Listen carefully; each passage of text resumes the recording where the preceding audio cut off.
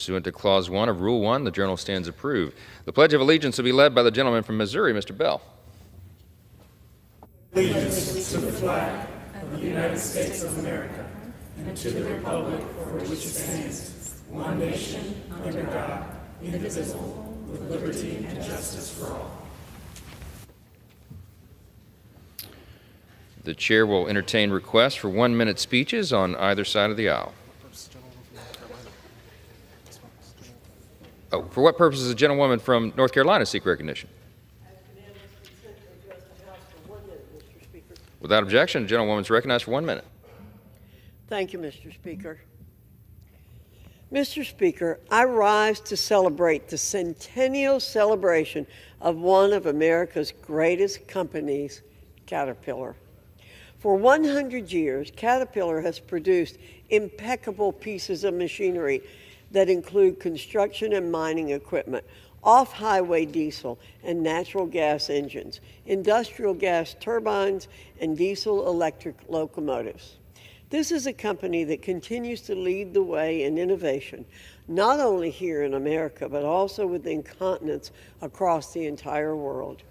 Congratulations to Caterpillar and its many dedicated employees on reaching this historic and admirable milestone. Here's to another century of excellence and innovation in manufacturing. I yield back. Thank you, Chairwoman Virginia Foxx of North Carolina. For what purpose does the gentleman from Rhode Island seek recognition? I ask unanimous consent to address the House for 1 minute and to revise and extend my remarks. Without objection, the gentleman is recognized for 1 minute. Mr. Speaker, this is the 11th time that I have risen to call for federal funding for malnourished children to be restored by the Trump administration. But today, I rise with a glimmer of hope. After months of advocacy, Adesia Nutrition in North Kingstown, Rhode Island, has received notice that in order to ship their life-saving, ready-to-use therapeutic food, Plumpy Nut, to children in Sudan was finally approved, and the food will be moved in the next 2 weeks. This is a huge win for Adesia, for our country, but most importantly, for the children whose lives will be saved by this miracle cure. But let me be clear, this fight is not over. This is just the first step. The order was paid for with fiscal year 2024 funding, and Adesia still has another 185,000 boxes of this ready-to-use food sitting in their warehouse awaiting shipment. Despite money being appropriated for FY25, no new orders are being placed. So, I once again call on the Trump administration for a full restoration of funding for ready-to-use therapeutic food that will save the lives of children across the world. We've done it before. We should continue to do it. That is our commitment as a country. I yield back. For what purpose does the gentleman from Pennsylvania seek recognition? Mr. Speaker, request unanimous consent to address the House for 1 minute and to revise and extend my remarks. Without objection, the gentleman is recognized for 1 minute. Thank you, Mr. Speaker. I rise today to recognize the Center Gives 2025. Now in its 14th year, Center Gives, a 36-hour online fundraising event, raised a record-breaking $2.84 million. This giving event, organized by the Center Foundation, raises money to benefit over 230 nonprofit organizations across Centre County, Pennsylvania. This achievement reflects the unwavering commitment of Centre County residents to supporting services in the arts, education, healthcare, animal welfare, and social services. Notably, Center Volunteers in Medicine received the highest total donations at $108,374, while Centre County Paws garnered the most unique donors, totaling 681. The success of Center Gives 2025 underscores the power of community-driven philanthropy and serves as an inspiring model for other regions. Mr. Speaker, I want to express my heartfelt congratulations to the Center Foundation, all participating nonprofits, and the generous donors who made this possible. Together, they have strengthened the fabric of their community and set a shining example for all of us. Thank you, Mr. Speaker, and I yield back the balance of my time. For what purpose does the gentleman from Missouri seek recognition? Without objection, the gentleman is recognized for 1 minute. Mr. Speaker, this weekend, a catastrophic tornado struck the heart of St. Louis, killing 5 of our neighbors, injuring dozens more, and causing more than $1.6 billion in projected damage. Over 5,000 buildings were hit, power lines are down, critical infrastructure remains unstable, and entire neighborhoods are waking up to devastation. But even in the middle of all that loss, St. Louis showed out, St. Louis showed up, and showed what it's made of. Neighbors checked on neighbors. Teachers sheltered students. First responders put themselves in harm's way to keep others safe, and I want to thank them all. This is not just a Democrat or Republican issue. This is an all of the above. And I want to acknowledge leaders from the governor, the mayor, municipal mayors, the county executive, state reps and senators, city alderpersons, county leaders, and especially regular citizens who've been working so hard for their community. Right now, thousands are still without power, schools are closed, families are grieving. Faith without works is dead, and we need your prayers, but it's also going to take a lot of work. I'm urging FEMA and the administration to move quickly. St. Louis can and will rebuild, but we cannot be left to do it alone. We've been through a lot, and working together, we're going to get through this too. Thank you, and I yield back. For what purpose does the gentleman from South Carolina seek recognition? Mr. Speaker, I ask unanimous consent to address the House for 1 minute, revise and extend my remarks. Without objection, the gentleman is recognized for 1 minute. Thank you, Mr. Speaker. For too long, American workers have shouldered the burden of trade policies that reward the Chinese Communist Party billionaires, destroying American jobs.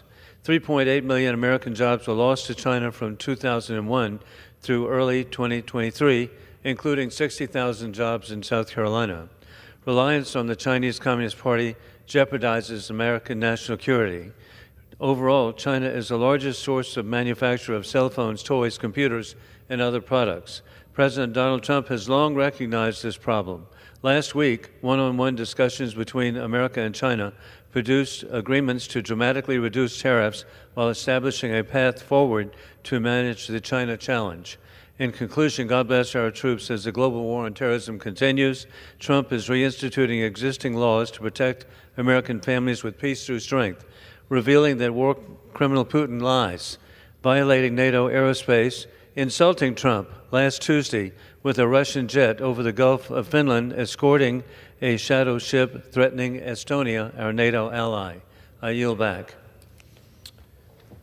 For what purpose does the gentleman from Virginia seek recognition? To address the House for 1 minute. Without objection, the gentleman is recognized for 1 minute. Thank you, Mr. Speaker. I rise today to honor Willing Warriors and the upcoming 10-year anniversary of the Warrior Retreat. Willing Warriors is an organization in Haymarket, Virginia that supports wounded, ill, and injured service members. They provide cost-free, non-medical respite stays in a supportive environment. And since opening in 2015, they have hosted over 2,800 warriors and family members where they can escape hospital settings to relax, rejuvenate, and reconnect with their families and support networks. And through vital partnerships with Walter Reed, Full Belvoir, and countless community organizations, their impact stretches far beyond the retreat's 37 peaceful acres. Their newest edition, the PenFed Grand Lodge, offers group stays, resiliency training, and PTSD counseling. So I commend the Willing Warriors for their dedication to those who've sacrificed for our nation. Congratulations on 10 years of the Warrior Retreat. I yield back. For what purpose does the gentleman from North Carolina seek recognition? Ask unanimous consent to address the House. 1 minute to revise and extend my remarks. Without objection, the gentleman is recognized for 1 minute. Thank you, Mr. Speaker. I rise today to honor the life and service of Roger Eugene Goforth from my hometown of Kings Mountain, North Carolina. For over 30 years, Roger served with the Kings Mountain Police Department. He took pride in that role, using it as an opportunity to keep the community safe and to help his neighbors in any way he could. Roger was the kind of person who showed up wherever he was needed. He drove a school bus for the Kings Mountain Schools, worked for decades at Foot Mineral and FMC Lithium, and even ran his own business at Battleground Petroleum. No matter what job he held, he brought a strong work ethic and a big heart. He was incredibly active in his community and his faith as a part of the Dixon Presbyterian Church and Victory Baptist, also a Shriner and a Mason, and a member of the Progressive Club. And when he had free time, you'd find him fishing or competing in tractor pulls or spending time with his family. Roger was a good man who cared deeply about the people around him, especially his family. He certainly left Kings Mountain a better place, and he will be missed by all those who knew him. With that, Mr. Speaker, I yield back. For what purpose does the gentleman from North Carolina seek recognition? Mr. Speaker, I ask for unanimous consent to address the House for 1 minute to advise on the state. Without objection, the gentleman is recognized for 1 minute. Mr. Speaker, there's a lot of energy and excitement in Wayne County, North Carolina, as we celebrate a significant economic investment. Prolec GE Waukesha Incorporated announced a $140 million investment which will strengthen Eastern North Carolina's economy and enhance our national energy infrastructure. The investment aims to double the production of medium power transformers and address the urgent needs of our country's electric grid. The construction of a new state-of-the-art facility will create over 330 new jobs in various fields, from engineering to production. Young people and professionals are craving for opportunities in the East and good-paying jobs. These jobs will average nearly $72,000 a year. Congratulations to Prolec GE Waukesha Incorporated. I'm so excited about our energy future. Thank you, Mr. Speaker. I yield back. Pursuant to Clause 12A of Rule 1, the chair declares the House in recess subject to the call of the chair.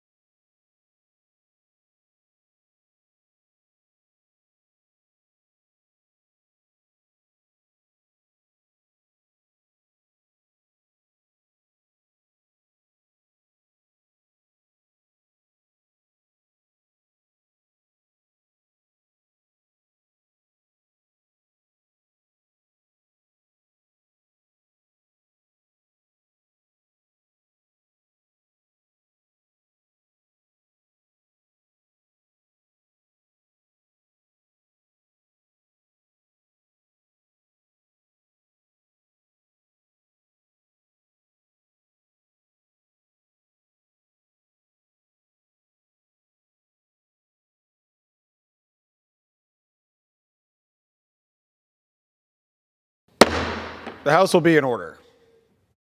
Pursuant to Clause 8 of Rule 20, the Chair will postpone further proceedings today on motions to suspend the rules on which a recorded vote or the yeas and nays are ordered. The votes ordered objected to under Clause 6 of Rule 20. The House will resume proceedings on postponed questions at a later time. For what purpose does the gentleman from California seek recognition? Mr. Speaker, I move to suspend the rules and pass the bill H.R. 1223.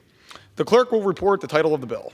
H.R. 1223, a bill to require a plan to improve the cybersecurity and telecommunications of the U.S. academic research fleet and for other purposes. Pursuant to the rule, the gentleman from California, Mr. Fong, and the gentleman from Virginia, Ms. Sabrianam, each will control 20 minutes. Mr. Speaker, I ask unanimous consent that all members may have 5 legislative days to revise and extend their remarks and to include extraneous material on H.R. 1223, the bill now under consideration.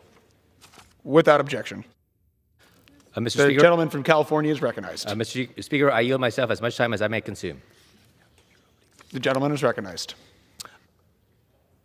Mr. Speaker, I rise today in strong support of my bill H.R. 1223, the Accelerating Networking, Cyber Infrastructure, and Hardware for Oceanic Research Act, also known as the Anchor Act. I urge my colleagues to support this bill because it addresses a critical and urgent need, safeguarding the integrity of our nation's academic research fleet and ensuring that the valuable data collected at sea remains secure from emerging threats. This is about protecting the future of American science, innovation, and national security. Our research fleet is a cornerstone of America's scientific advancement. Since the 1960s, these vessels have supported federally sponsored missions that impact everything from human health and energy development to ocean hazards and national security. They are laboratories at sea collecting data that fuels critical decision-making here on land. However, these ships face modern challenges. Right now, they lack the secure cyber infrastructure needed to protect sensitive data and communicate reliably across global networks. That leaves them vulnerable to cyber threats from foreign adversaries, which have been on the rise and will continue to evolve with emerging technology. Data is the heartbeat of scientific progress. It informs policy, it drives discovery, it strengthens our ability to respond to crises. We need it to compete and win on the world stage. We must ensure that this data is protected, that our researchers have the tools they need, and that the outcomes of their work remain in secure hands. The Anchor Act directs the National Science Foundation to create a comprehensive plan to upgrade the cybersecurity and communication systems on these vessels to add another layer of protection where it's desperately needed. I'd like to thank my co-sponsor, Representative Haley Stevens, for supporting our bipartisan effort to protect our nation's scientific edge and security. Today, let's take a critical step to safeguard our research fleet, protect our data, and secure the future of American innovation by voting in support of the Anchor Act. Thank you, Mr. Speaker. I yield back. The gentleman reserves. The gentleman from Virginia is recognized. Mr. Speaker, I yield myself as much time as I may consume. Gentleman is recognized. Thank you, Mr. Speaker. I rise in support of the Anchor Act. The U.S. academic research fleet, the ARF, is made up of an impressive array of marine research assets, and even more impressive than this fleet is the invaluable research that it conducts. This diverse fleet is managed and operated by a diverse group that includes the NSF, the Office of Naval Research, Federal Research Laboratories, and U.S. universities.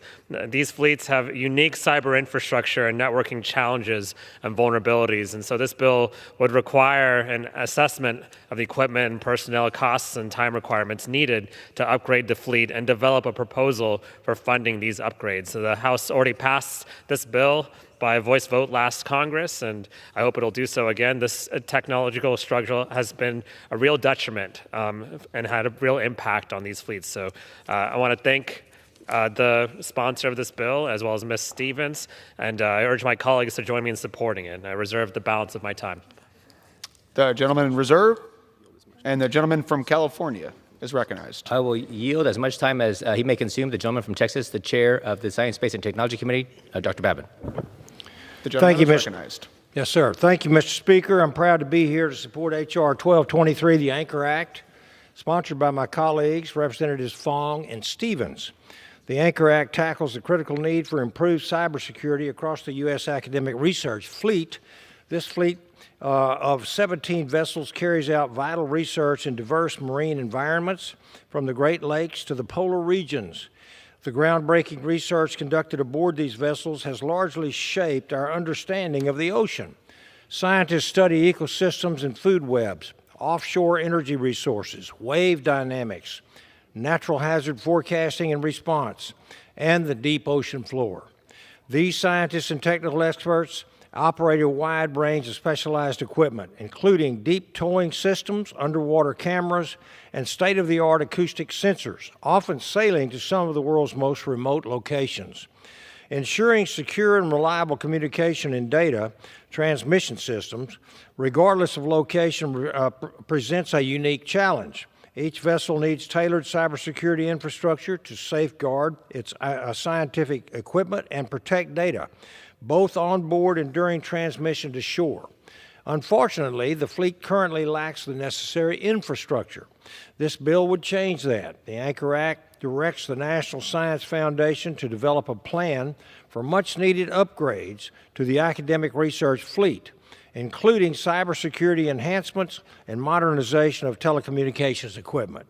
This plan must consider the type of research conducted on each vessel, the location, any specialized equipment, and network bandwidth needs. It is essential to protect taxpayer-funded research conducted by the fleet from nefarious actors. We have made significant strides securing research at our agencies and university campuses. Now we must ensure the research being done off of our coast is fully protected. I commend my colleagues for their efforts on this issue, and I urge my fellow members to support this bill. I reserve the balance of my time. The gentleman from California. Mr. Speaker, I ask unanimous consent that Dr. Babbitt control the remainder of the time. Without objection. The gentleman from Virginia is recognized. Mr. Speaker, I have no further requests for time to speak on this bill, and I am prepared to close. I yield myself the balance of my time. The gentleman is recognized. Thank you, Mr. Speaker. I also want to enter, with unanimous consent, a letter dated January 30th, 2024, titled The Institutional Support for U.S. Academic Research Fleet Cyber Infrastructure. Without objection. Thank you, Mr. Speaker. I want to thank again Mr. Fong and Ms. Stevens for their leadership on this bill, and I urge my colleagues to vote yes on H.R. 1223, and I yield back the balance of my time. The gentleman yields. The gentleman from Texas is recognized. Thank you, Mr. Speaker. The U.S. academic research fleet enables us to use state-of-the-art equipment worldwide to conduct cutting-edge science that cannot be performed on land.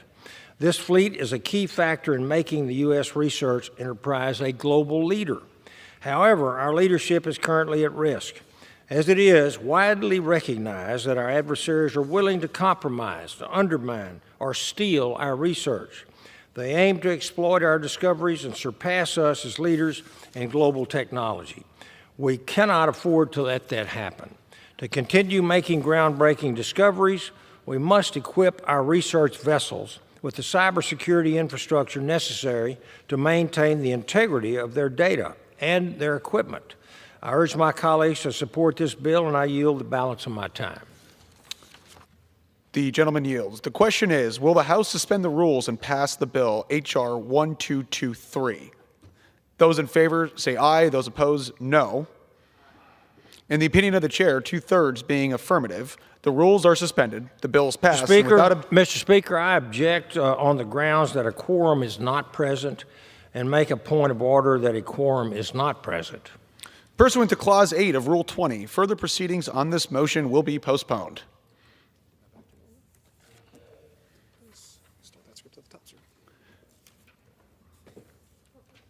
For what purpose does the gentleman from Texas seek recognition? Mr. Speaker, I move to suspend the rules and pass the bill, H.R. 1453. The clerk will report the title of the bill. H.R. 1453, a bill to amend the Infrastructure Investment and Jobs Act to require reporting regarding clean energy demonstration projects and for other purposes. Pursuant to the rule, the gentleman from Texas, Mr. Babin, and the gentleman from Virginia, Mr. Sabraminiham, which will control 20 minutes. The chair recognizes the gentleman from Texas. Mr. Speaker, I ask unanimous consent that all members may have 5 legislative days to revise and extend their remarks and include extraneous material on H.R. 1453, the bill which is now under consideration. Without objection. Mr. Speaker, I yield myself as much time as I may consume. The gentleman is recognized. Thank you, Mr. Speaker. I rise in support of H.R. 1453, the Clean Energy Demonstration Transparency Act of 2025, sponsored by the gentleman from Ohio, Mr. Kerry. This sensible legislation will provide Congress with the necessary tools to effectively oversee the Department of Energy's DOE growing number of large demonstration projects. DOE established the Office of Clean Energy Demonstrations, or OCED, to carry out the technology demonstration projects authorized in the Energy Act of 2020 and the Infrastructure Investment and Jobs Act. These projects include bipartisan initiatives like the Advanced Reactor Demonstration Program and the Long Duration Energy Storage Demonstration Initiative. This bill requires the Secretary of Energy to submit semi-annual reports to Congress on all demonstration projects managed by OCED. These reports must include details on contracts, milestones, schedules, funding profiles, and cost-share agreements. Historically, DOE's applied energy offices have managed these programs, ensuring a seamless transition from basic laboratory research to applied field work. However, with the creation of OCED, these activities were placed in a new office, separating critical expertise and adding an unnecessary layer of bureaucracy. At the same time, the Infrastructure Bill and Inflation Reduction Act appropriated over $27 billion to OCED to fund these projects.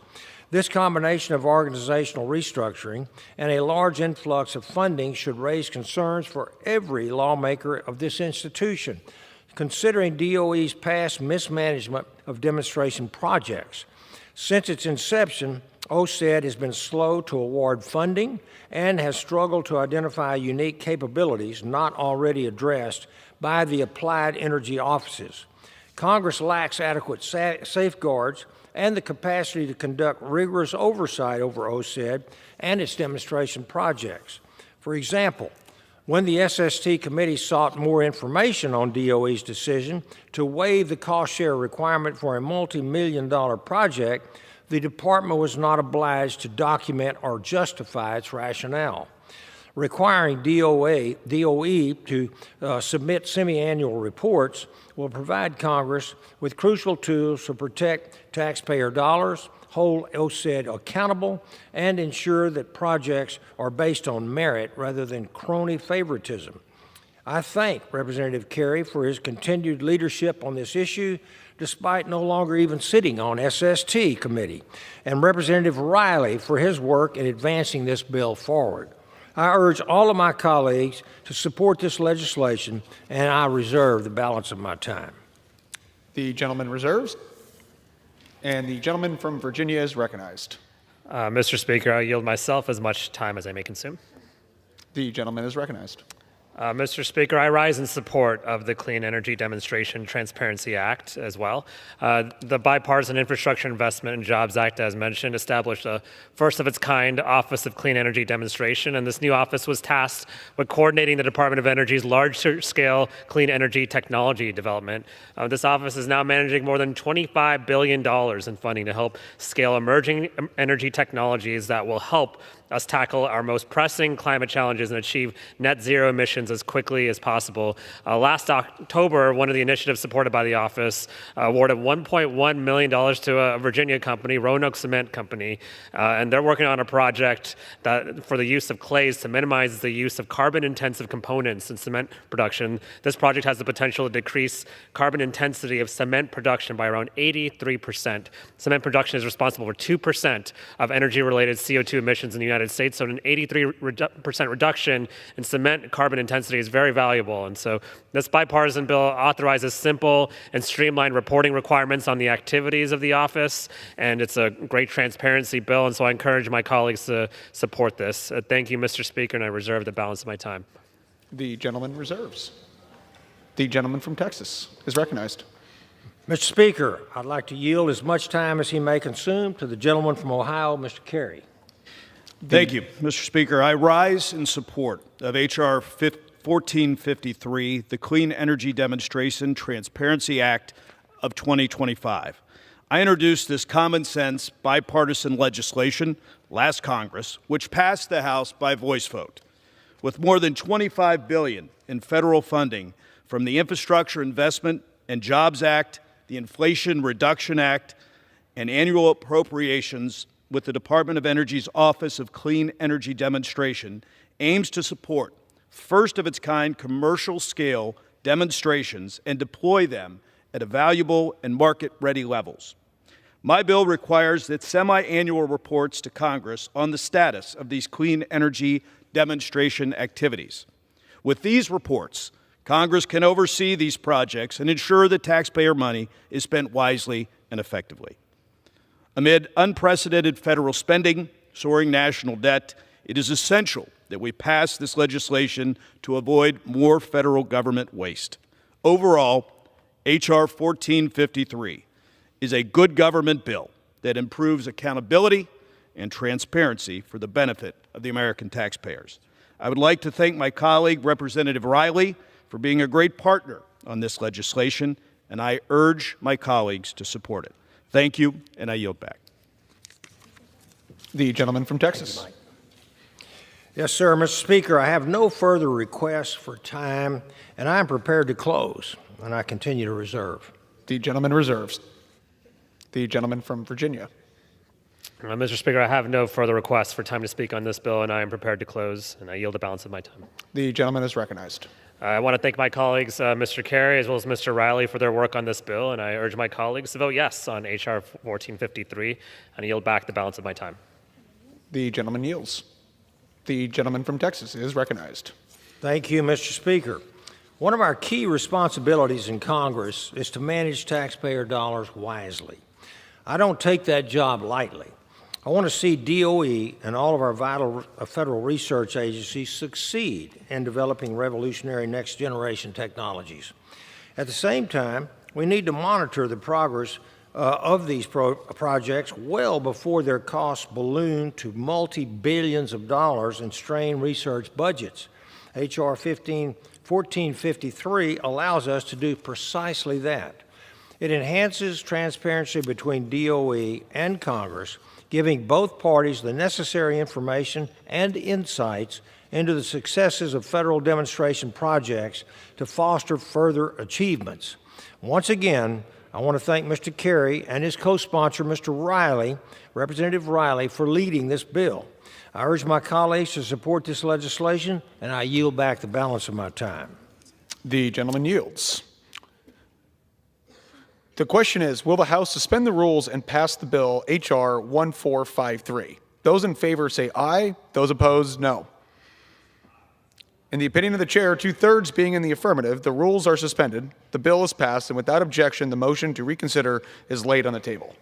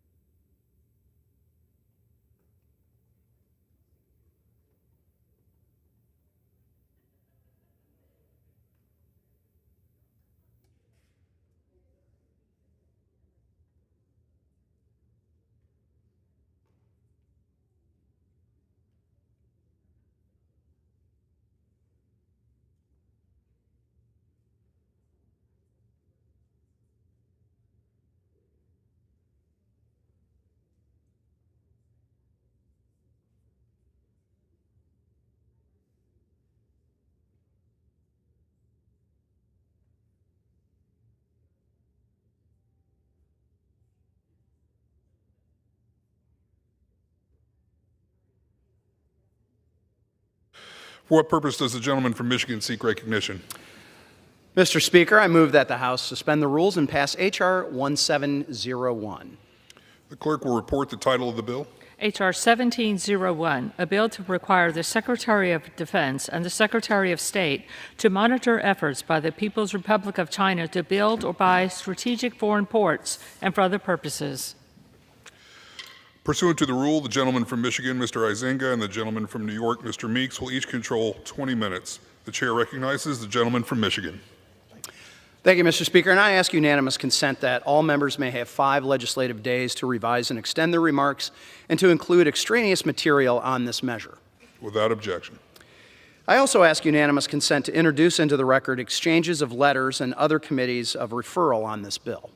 Without objection. And I yield myself as much time as I may consume at this point. The gentleman is recognized. Thank you, Mr. Speaker. I rise today in strong support of my bill, H.R. 1701, the Strategic Ports Reporting Act, introduced alongside Representatives Rob Whitman, Jake Auchincloss, and Johnny Olszewski, and co-sponsored by a bipartisan group of colleagues. This bill is simple, yet it is very necessary to expose the risks, the threats, and the vulnerabilities presented by overt Chinese control of global ports. Specifically, the Strategic Ports Reporting Act requires the State Department, in coordination with the Defense Department, to develop a global mapping of foreign and domestic ports of strategic importance to the United States due to their capacity of providing military, diplomatic, economic, or resource exploration superiority. In other words, the ports that are most important to the interests of the United States, both domestically and abroad. Additionally, this bill requires a study analyzing the activities and plans of the PRC to expand its web of control over global strategic ports while recognizing the U.S. national security and economic implications for such ownership. China's malign influence abroad continues to reach new corners of the global economy. Emerging from the Belt and Road Initiative, Chinese President Xi Jinping's companion initiative, known as the Maritime Silk Road, ratifies a dominating stake in various countries by making critical investment in their strategic ports, some of which exist right here, even in the United States. Something that should resonate with all of our constituencies, as we saw during the COVID-19 pandemic, is that vulnerabilities in supply chains have a significant real-world effect on our supply, on pricing, and access to essential goods. Moreover, the likelihood of the PRC leveraging its ports infrastructure to exert economic leverage in the future remains a significant challenge to the United States and our allies. While many of these investments in port projects are portrayed as commercial relationships, the PRC's global reach is cause for concern, given that many of these ports pose significant dual-use military risks. The fact remains that Chinese investments in strategic ports offer the CCP a launch pad to engage in a campaign of modern-day espionage. Now let's look at a couple of examples, Mr. Speaker. In the Western Hemisphere, the PRC opened its crown jewel, a gateway connecting South America to Asia in Chancay, Peru. This multi-billion-dollar deep-water megaport is owned by a Chinese state-owned entity, COSCO Shipping, C-O-S-C-O, COSCO Shipping, which has ties to the People's Liberation Army. Additionally, Chinese-tied entities manage ports at both ends of the Panama Canal. Here, the CCP coordinates private companies in pursuit of its communist agendas and wields a power to garner more political influence in a volatile region. I commend President Trump and his administration for its leadership and persistence to work with the Panamanians and BlackRock to change this reality. In the United States, two Chinese-owned entities, COSCO Shipping and China Merchant Group, a major participant and proponent in China BRI, control significant portions of the port of Long Beach, Seattle, Los Angeles, Houston, and Miami. The opportunity we create exposing our critical infrastructure to cybersecurity risks, foreign intelligence threats, and supply chain vulnerabilities cannot be understated, in my opinion. Outside of our hemisphere, China casts a wide geostrategic footprint of malign influence in other critical choke points, including a multitude of Chinese financed, developed, or managed ports across Africa. These ambitions provide access to critical minerals, naval launch pads, and consequential state-owned projections. Additionally, the deep-sea port in the city of Antalya on Georgia's Black Sea coast recently granted the tender for construction to a Chinese consortium sanctioned by the U.S. in 2020 for promoting militarization in the South China Sea. The strategic location of this port in the middle corridor, the trade route between China and Europe, would make this a crucial project for President Xi. Unfortunately, I believe many of these projects are just another example of emerging economies lured in by China's debt trap diplomacy.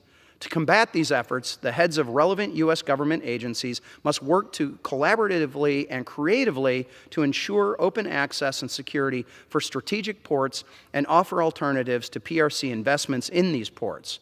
The Strategic Ports Reporting Act helps accomplish that goal. And with that, I reserve the balance of my time. Gentleman reserves. Gentleman from New York is recognized. Thank you, Mr. Speaker. I rise in support of H.R. 1701, and I yield myself as much time as I may consume. Gentleman is recognized. When President Xi started the Belt and Road Initiative at the Maritime Silk Road Initiative, Beijing embarked on a coordinated state mandate to finance, acquire, access, enhance, and build ports around the world. Today, the PRC is actively engaged in 115 port projects in at least 68 countries with more than $65 billion invested or promised. And at least 89 ports projects that have characteristics that could supply military applications. And with the largest Navy in the world, the PRC's ambitions are clear. It seeks global basin locations for an aspirational blue water Navy. Representative Huizinga's Strategic Ports Reporting Act will allow us to better track Beijing's attempt to grow its global maritime influence through its investments in foreign ports. The United States government needs ready access to all available information about the nature, extent, and intent of the PRC's involvement in port projects and maritime infrastructure around the world. And we need a strategy to drive diplomatic, development, and defense engagements to mitigate threats from the PRC's activities at critical ports. While several think tanks and research groups already map and report on PRC port activities, this bill reporting requirements can shed light on the impact of these ports on U.S. interests and national security. So it is critical that the United States government continue to monitor the nature, the extent, and the intent of the PRC's involvement in port projects and maritime infrastructure around the world and analyze the impact on U.S. strategic interest and on our partners and allies. And so I encourage all of my colleagues to join in supporting this measure, and I reserve the balance of my time. Gentleman reserves. Gentleman from Michigan is recognized. I will continue to reserve, Mr. Speaker. Gentleman reserves. Gentleman from New York is recognized. Yes, it's my honor to yield 2 minutes to the gentleman from Maryland, Representative Johnny Olszewski. Gentleman is recognized. Thank you, Mr. Speaker. I thank the ranking member and thank you to my colleague, Mr. Huizinga, for his leadership on this bipartisan and bicameral bill. I'm proud to join his efforts and co-lead on legislation that will help safeguard our ports and boost our economy.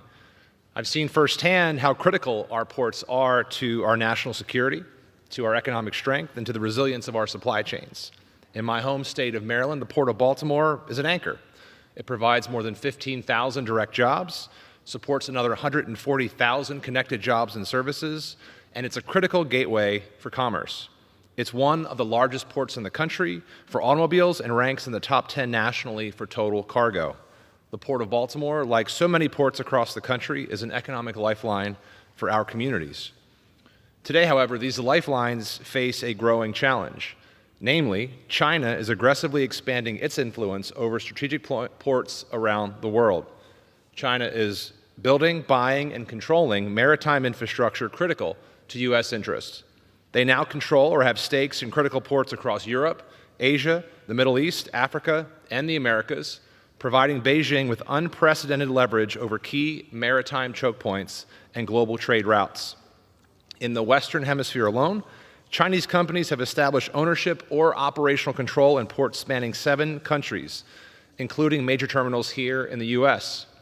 Last year, the House Select Committee on China and the House Homeland Security Committee conducted a joint investigation into the operation of ZPMC at U.S. ports. ZPMC is a Chinese state-owned company and the world's largest manufacturer of cranes. At the Port of Baltimore, the FBI discovered intelligence-gathering equipment on board a vessel delivering ZPMC cranes to the Port of Baltimore. This allows China not only to advance its own economic interests, but also to potentially disrupt shipping access and gather intelligence on U.S. military movements. The Strategic Ports Reporting Act is a necessary and timely response to this threat. It's not just about commercial competition, it's about transparency, preparedness, and safeguarding our national security so we can continue to project power, protect our economy, and secure our supply chains.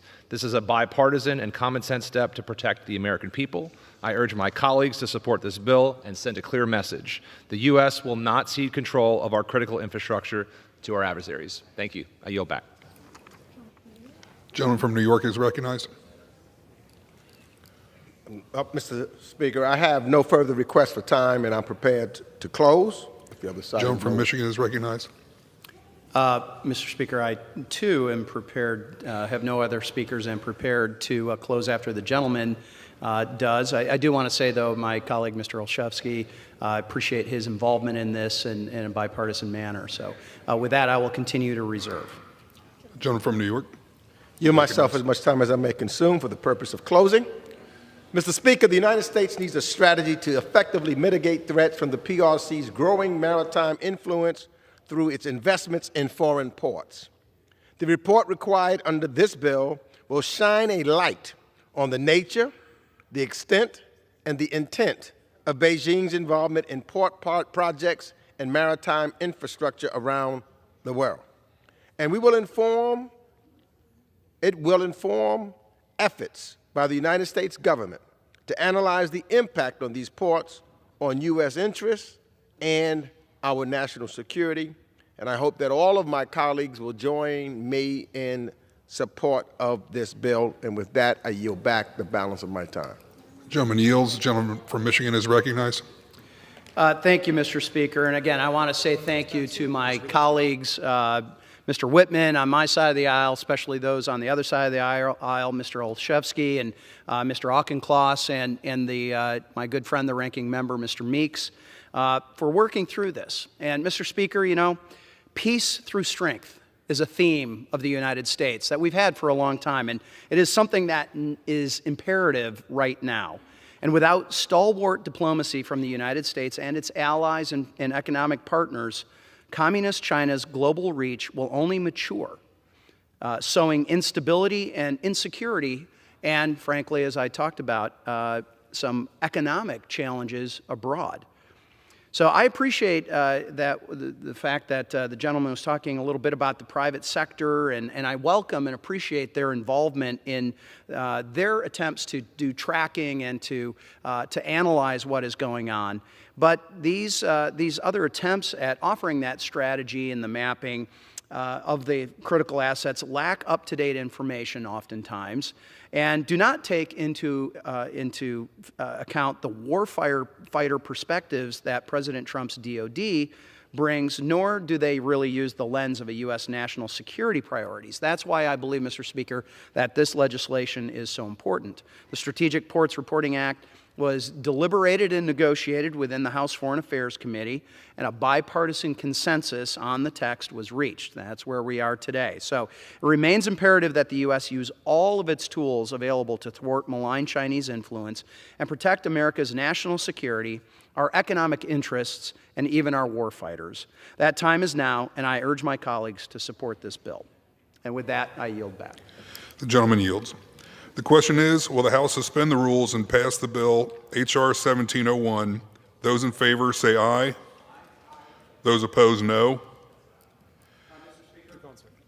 In the opinion of the chair, 2/3 being in the affirmative, for what purpose? Yes, Mr. Speaker, I object to the vote on the ground that a quorum is not present, and make the point of order that a quorum is not present. Pursuant to Clause 8 of Rule 20, further proceedings on this motion will be postponed.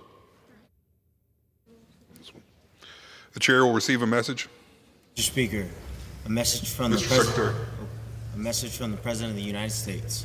Mr. Speaker, Mr. Secretary. I am directed by the President of the United States to deliver to the House of Representatives a message in writing.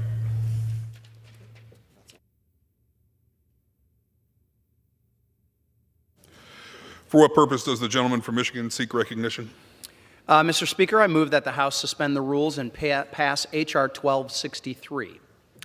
The clerk will report the title of the bill. H.R. 1263, a bill to require a strategy for bolstering engagement and cooperation between the United States, Australia, India, and Japan, and to seek to establish a Quad Inter-Parliamentary Working Group to facilitate closer cooperation on shared interests and values. Pursuant to the rule, the gentleman from Michigan, Mr. Izinga, and the gentleman from New York, Mr. Meeks, will each control 20 minutes. The chair recognizes the gentleman from Michigan. Thank you, Mr. Speaker. I ask unanimous consent that all members have 5 legislative days to revise and extend their remarks and to include extraneous material on this measure. Without objection. And I yield myself such time as I may consume. The gentleman is recognized. Thank you, Mr. Speaker. I rise in strong support of H.R. 1263, the Strengthening the Quad Act, introduced by my friend, the ranking member, Mr. Meeks, and chairwoman of the East Asia and Pacific Subcommittee, Congresswoman Young Kim. This legislation is a strategic, forward-thinking step that reinforces Congress's unwavering commitment to free, open, and a secure Indo-Pacific.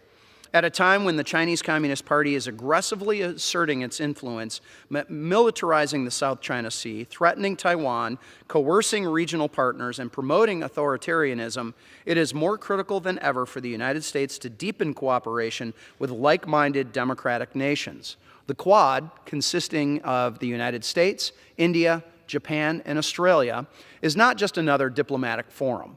It's a powerful strategic alliance built on unyielding values, respect for sovereignty, unwavering commitment to the rule of law, promotion of fair trade, and a relentless defense of democratic governance. This partnership is a force for stability and accountability in an increasingly turbulent world. The Strengthening the Quad Act takes this partnership to the next level. It empowers this relationship by ensuring regular, high-level engagement between the United States Congress and the legislatures of the Quad nations, fostering deeper collaboration and mutual understanding. We have seen the power of early engagement. On day one of President Trump's administration, Secretary Rubio convened the first-ever Quad foreign ministers meeting, demonstrating our dedication to confronting evolving geopolitical challenges alongside our democratic allies. By strengthening our partnership with the Quad, we are not just reinforcing allies in the Indo-Pacific, we are drawing a clear line in the sand, or maybe the oceans, Mr. Speaker. Democratic values and the rule of law will, and not might, shape the future of global power, not authoritarian coercion. As chairman of the South Central Asia's subcommittee, I support this legislation and reserve the balance of my time. The gentleman reserves. The gentleman from New York is recognized. Yes. Thank you, Mr. Speaker. I yield myself as much time as I may consume. The gentleman is recognized.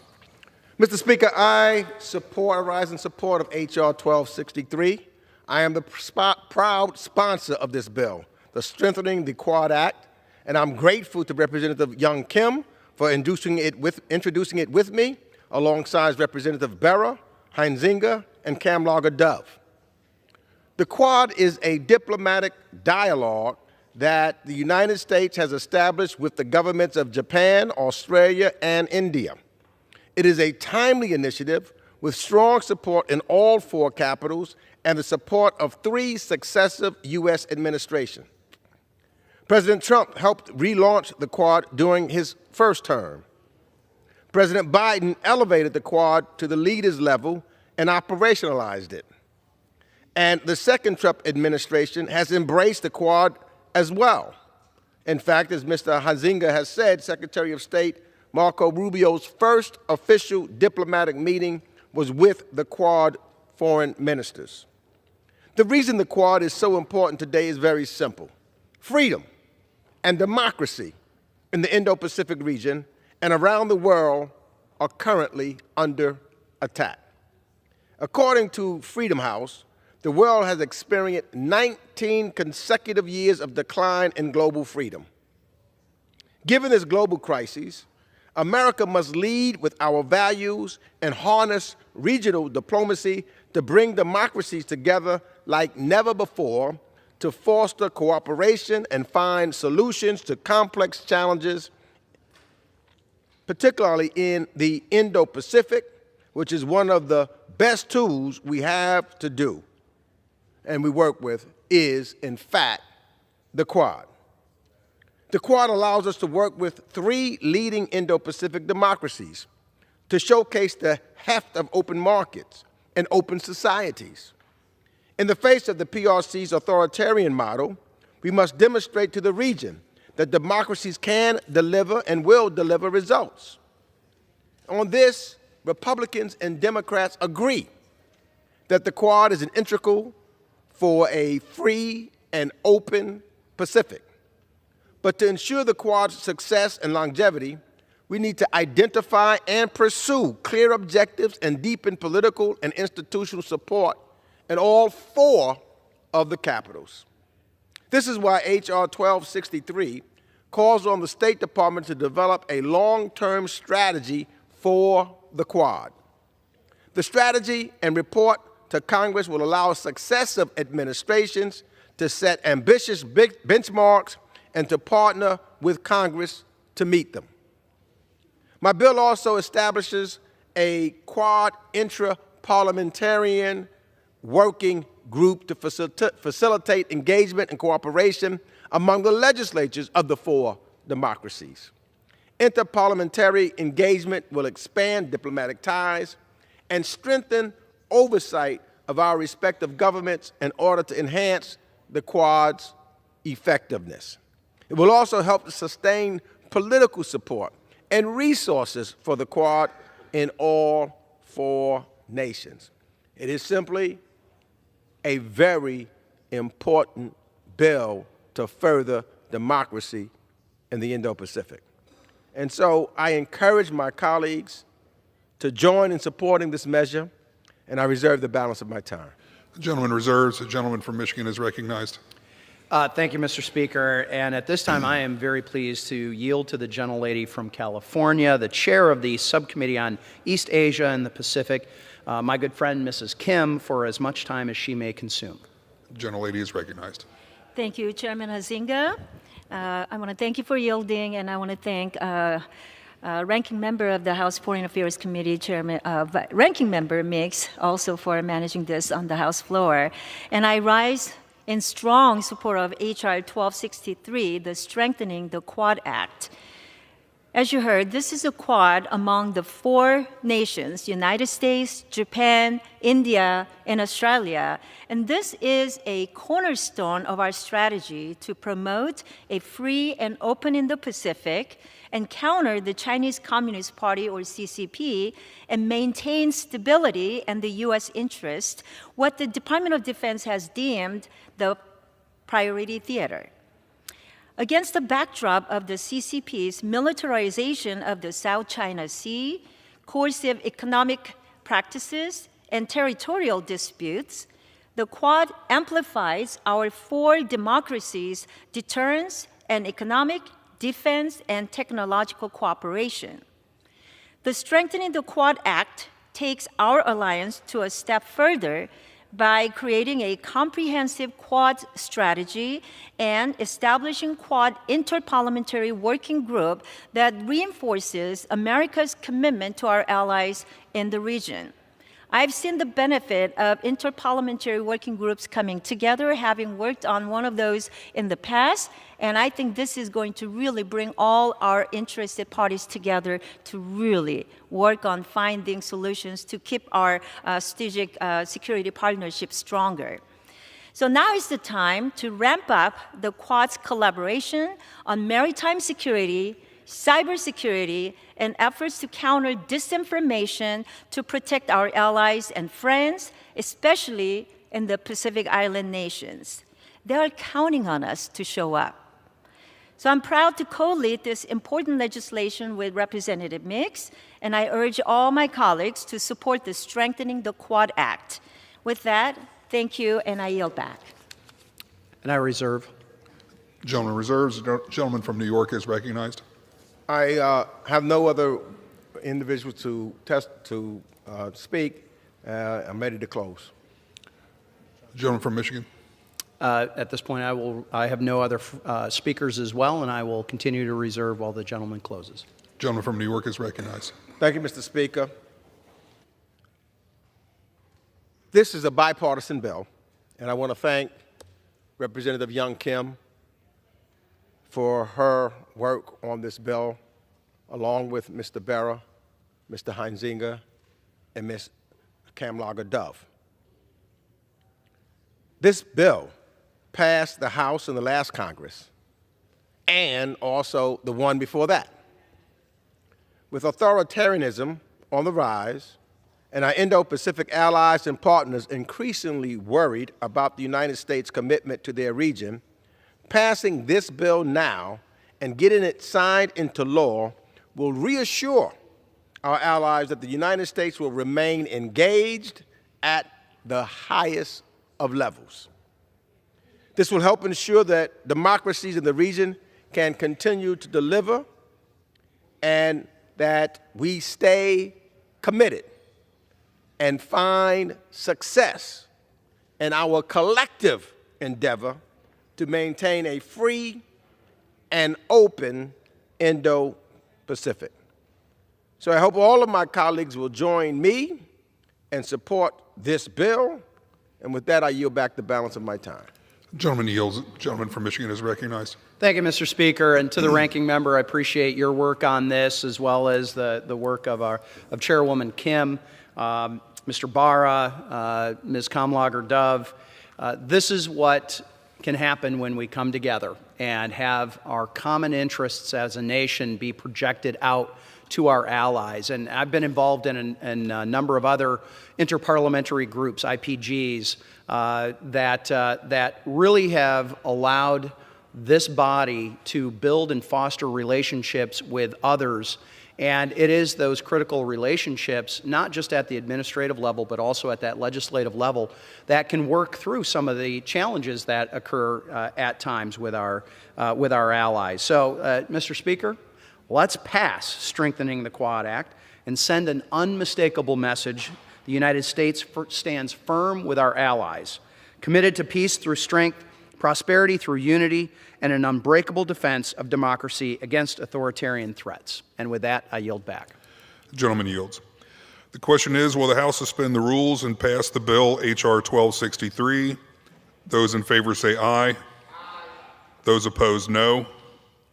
In the opinion of the chair, 2/3 being in the affirmative. For what purpose does the gentleman from Michigan I would seek like to recognition? request the yeas and nays. The yeas and nays are requested. All those in favor of taking this vote by the yeas and nays will rise and remain standing until counted. A sufficient number having risen, the yeas and nays are ordered. Pursuant to Clause 8 of Rule 20, further proceedings on this question will be postponed.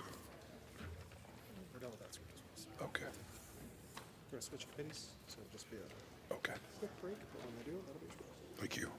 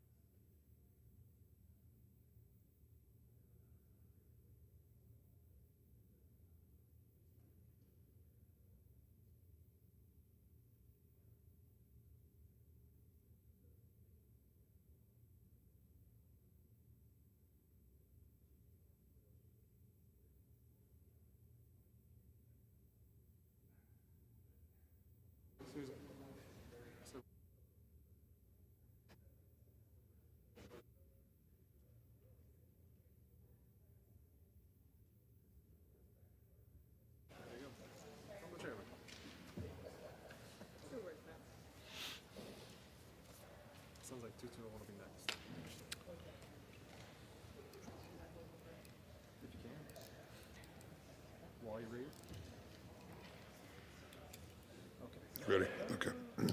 For what purpose does the gentleman from Illinois seek recognition? Mr. Speaker, I move to suspend the rules and pass H.R. 217, Chip In for Veterans Act of 2025 as amended. The clerk will report the title of the bill. Union Calendar Number 70, H.R. 217, a bill to amend Title 38 United States Code to make permanent the pilot program authorized by the Communities Helping Invest Through Property and Improvements Needed for Veterans Act of 2016 and for other purposes. Pursuant to the rule, the gentleman from Illinois, Mr. Bost, and the gentleman from California, Mr. Takano, each will control 20 minutes. The chair recognizes the gentleman from Illinois. Speaker, I ask unanimous consent that all members have 5 legislative days in which to revise and extend their remarks on H.R. 217 as amended. Without objection. Speaker, I yield myself as much time as I may consume. The gentleman is recognized. Thank you, Mr. Speaker. Speaker, I rise today in support of H.R. 217 as amended. This bill was introduced by my good friend and colleague, Representative Don Bacon of Nebraska. This bill would reauthorize the Chip In pilot program for another 5 years while expanding it nationwide. This pilot program has enabled public-private partnerships with VA to help fund the construction of projects for health care facilities. It is set to expire next year. In Omaha, Nebraska, VA and local partners used this authority to build an outpatient clinic 1 year ahead of schedule and $35 million under budget. They delivered to veterans in Nebraska a modern, state-of-the-art facility. With this bill, we would move VA to pursue even more public-private partnerships across the country to build new facilities in communities where veterans need them the most. Now, I want to thank my friend, Representative Bacon, for his work to bring Chip In program to the communities nationwide. I urge all my colleagues to support H.R. 217 as amended. And with that, I reserve the balance of my time. The gentleman reserves. The gentleman from California is recognized. Mr. Speaker, I yield myself such time as I may consume. The gentleman is recognized. Thank you, Mr. Speaker. I rise in support of H.R. 217, the Chip In Act, as amended. Now more than ever, VA needs flexibility and creative methods to address its infrastructure needs. This legislation extends through 2031 a pilot program that allows VA to accept donations of properties to meet its strategic capital investment project needs. It also expands the types of donations that VA can accept to include minor construction and non-reoccurring maintenance projects. VA's infrastructure needs are estimated to be over $150 billion, and those needs are growing every day. The average age of VA medical centers is over 60 years old, and many have retrofitting and maintenance needs that are not addressed under VA's existing budget requests. This pilot program presents an opportunity to find creative solutions where possible to address VA's infrastructure needs. Non-federal entities may donate either real property that already includes a constructed facility, or it can be used as the site of a new facility constructed by the donor. Or entities may donate a facility to be constructed on property VA already owns. Under the Chip In for Veterans Act, donors must independently donate the real property, improvements, goods, or services for the project in an amount acceptable to VA and at no additional cost to the government. So far, VA has received donations resulting in 2 medical facilities, an ambulatory care center in Omaha, Nebraska, which began seeing patients in 2020, and an inpatient medical center in Tulsa, Oklahoma, which is expected to open next year. Under the existing Chip In for Veteran Act authority, VA has only been able to accept donations that result in major construction projects, which are projects for which Congress has appropriated at least $20 million.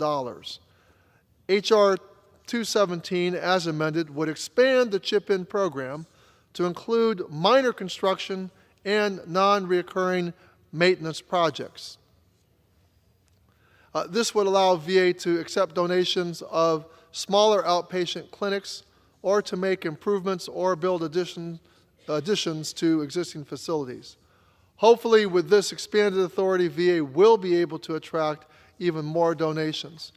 I do urge my colleagues to join me in supporting H.R. 217, the Chip In for Veterans Act of 2025 as amended. I reserve the balance of my time. Gentleman reserves. The gentleman from Illinois is recognized. Thank you, Mr. Speaker. I now would like to yield 3 minutes to the gentleman that's a sponsor of this bill, that has lived and seen what it has done, the gentleman from Nebraska, Representative Bacon. Gentleman is recognized. Thank you, Mr. Speaker. I want to thank the chairman and the ranking member for this opportunity. This is a win for the veterans from coast to coast, all 50 states, Puerto Rico, you name it. This is a win for veterans. I rise today in support of H.R. 217, Communities Helping Invest Through Property and Improvements Needed for Veterans Act, or the Chip In for Veterans Act. It's a bipartisan bill that strengthens and expands a proven program to deliver modern healthcare facilities for our nation's veterans more efficiently and at a lower cost to taxpayers. H.R. 217 leverages the success of the Chip In Act of 2016. We've extended it twice, and it's going to expire in 2026 if we don't get this bill done today. H.R. 217, as amended, would reauthorize the pilot program and clarify the original intent of the program to allow the Department of Veterans Affairs to accept donations of real property from non-federal partners for the construction, improvement, or renovation of VA medical facilities. The bill changes current law to designate the eligible projects may include minor construction and non-recurring maintenance, in addition to the major construction projects. These revisions are intended to expand participation in the Chip In program and accelerate the delivery of modernized VA infrastructure for veterans across the country. I want to stress something that the chairman mentioned earlier in his comments. The first example of this use was completed in 2020. The VA programmed a total of $135 million to build a new ambulatory clinic in Omaha, $135 million. We built that facility at the cost of $80 million, at a higher specification and at better requirements, better across the board than what the VA would have done by itself, a $55 million savings. On top of that, we took $30 million in philanthropic money and offset that $85 million down to $55 million. In all, we saved the taxpayers $80 million on this one project. And we're looking to do it again with an inpatient facility where we think we can save $500 million to the VA and provide a better clinic for inpatient care for our vets. The trailblazing partnership delivered this outpatient facility, 157,000 square foot outpatient facility that serves hundreds of veterans each day using 8 primary care clinics, a first-of-a-kind women's health care clinic, and 1 specialty care clinic, a surgical suite with 5 operating rooms, including pre- and post-op space, radiology, and an on-site lab. The facility offers a satellite pharmacy with retail services. Now, this has become a national model for how non-federal investment can supplement VA's investment while reducing the cost of the VA or the federal government. The success of this project inspired a second facility in Tulsa, Oklahoma, as the ranking member said. The GAO has even recommended that the VA share lessons learned from the Omaha project to replicate its efficiency and innovation. I cannot emphasize enough the critical role of public-private partnerships in expanding access to high-quality health care for our nation's veterans. The Omaha facility is a testament to what is possible when the public and private sector come together. There are so many people in our country that have done well, and they want to invest in our veterans. So with that, I urge support for the Chip In Act. And with that, I yield back, and I thank the chairman and the ranking member. Gentleman from Illinois is recognized. We have no more speakers, and I am ready to close. And I reserve the balance of my time. Gentleman reserves. Gentleman from California is recognized. Mr. Speaker, I have no further speakers. I'm prepared to close. Gentleman is recognized. Thank you. Mr. Speaker, I ask all my colleagues to join me in passing H.R. 217, the Chip In Act, and I yield back the balance of my time. Gentleman yields. Gentleman from Illinois is recognized. Speaker, once again, I encourage all of our members to support H.R. 217 and support the legislation, and then I yield back the balance of my time. The gentleman yields. The question is, will the House suspend the rules and pass the bill H.R. 217 as amended? Those in favor say aye. Those opposed, no. In the opinion of the chair, 2/3 being in the affirmative, The rules are suspended, the bill is passed, and without objection, the motion to reconsider is laid on the table. For what purpose does the gentleman from Illinois seek recognition? 1147. Which one? Mr. Speaker, I move to suspend the rules and pass H.R. 1147, the Veterans Assembly Advisory Committee Act of 2025, as amended. The clerk will report the title of the bill. H.R. 1147, a bill to amend Title 38 United States Code to establish the Veterans Advisory Committee on Equal Access and for other purposes. Pursuant to the rule, the gentleman from Illinois, Mr. Bost, and the gentleman from California, Mr. Takano, each will control 20 minutes. The chair recognizes the gentleman from Illinois. Mr. Speaker, I ask unanimous consent that all members have 5 legislative days in which to revise and extend their remarks on H.R. 1147 as amended. Without objection. Speaker, I yield myself as much time as I may consume. The gentleman is recognized. Thank you, Mr. Speaker. I rise today in support of H.R. 1147, offered by my colleague, Representative David Valadao of California. The bill would direct the Department of Veterans Affairs to establish a Veterans Advisory Committee on Equal Access. The committee would advise the VA Secretary on how the department can improve access to VA benefit services, information, and facilities for individuals with disability. The committee would bring together veterans with disabilities, subject matter experts, VA employees, and representatives of veteran service organizations to make sure that the Secretary is getting the best advice from the right people. Speaker, it goes without saying that this is long overdue. Americans with disabilities are entitled to equal access to health care and benefits nationwide. That includes the VA. Congress made it clear through the Americans with Disabilities Act and other laws that this is the case. While VA has made progress in recent years, the promise of equal access for individuals with disabilities has not been fully achieved. We know these accessibility gaps still exist, and I want to thank the VSO community for their work to shine a spotlight on these issues. The goal of this legislation is to eliminate accessibility gaps, achieve universal access for veterans living with disabilities as they are entitled to by law. This is an important goal, and I believe that the advisory committee is well justified. I also share many of my colleagues' concerns about the growth of advisory committees in the federal government. There are simply too many. That's why this legislation would direct VA to eliminate or consolidate an inactive advisory committee. I want to close with thanking Representative Valadao for his commitment to resolving this issue. This bill passed the House unanimously last Congress, and there is no reason why it should not receive the same bipartisan support this Congress and be signed into law. I urge all my colleagues to support H.R. 1147 as amended, and with that, I reserve the balance of my time. The gentleman reserves. The gentleman from California is recognized. Mr. Speaker, I yield myself such time as I may consume. The gentleman is recognized. Thank you, Mr. Speaker. I rise today in support of H.R. 1147, the Veterans Accessibility Advisory Committee. This bill establishes an advisory committee that brings disabled veterans' voices into the fold and provides a seat at the table with top decision makers at VA. Access is an issue I have sought to champion during my time in Congress, and particularly during my time with the Veterans Affairs Committee.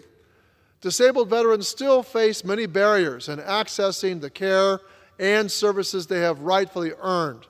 Those barriers deserve the time and attention of a VA advisory committee so that experts can come together to improve how veterans of America and disabled American veterans have been tireless voices in our communities, raising awareness of these issues. Establishing a Veterans Accessibility Advisory Committee will provide a direct line for these voices to be heard and for change to be made at VA, their care and benefits with ease.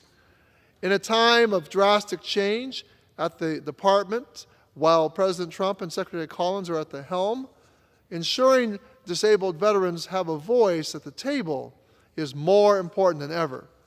So I urge my colleagues to vote yes on this bill, and I reserve the balance of my time. Gentleman reserves. The gentleman from Illinois is recognized. Thank you, Mr. Speaker. At this time, I would like to yield 3 minutes to the gentleman from California, Mr. Valdeo, who is the sponsor of this bill. Gentleman is recognized. Thank you, Speaker, and I thank the chairman for the time. I urge my colleagues to support the Veterans Accessibility Advisory Committee Act, which would make the Department of Veterans Affairs more accessible for our disabled veterans. Our veterans have sacrificed so much for our country, and we have a responsibility to make sure they receive the benefits and services they've earned. Sadly, too many disabled veterans face unnecessary obstacles in accessing care because of avoidable barriers at the VA. This bipartisan bill would create a permanent advisory committee within the VA made up of disabled veterans, experts, and advocates who understand these challenges firsthand. This committee will give our veterans a direct line to the Secretary of the VA, ensuring that their voices are heard and their needs are prioritized.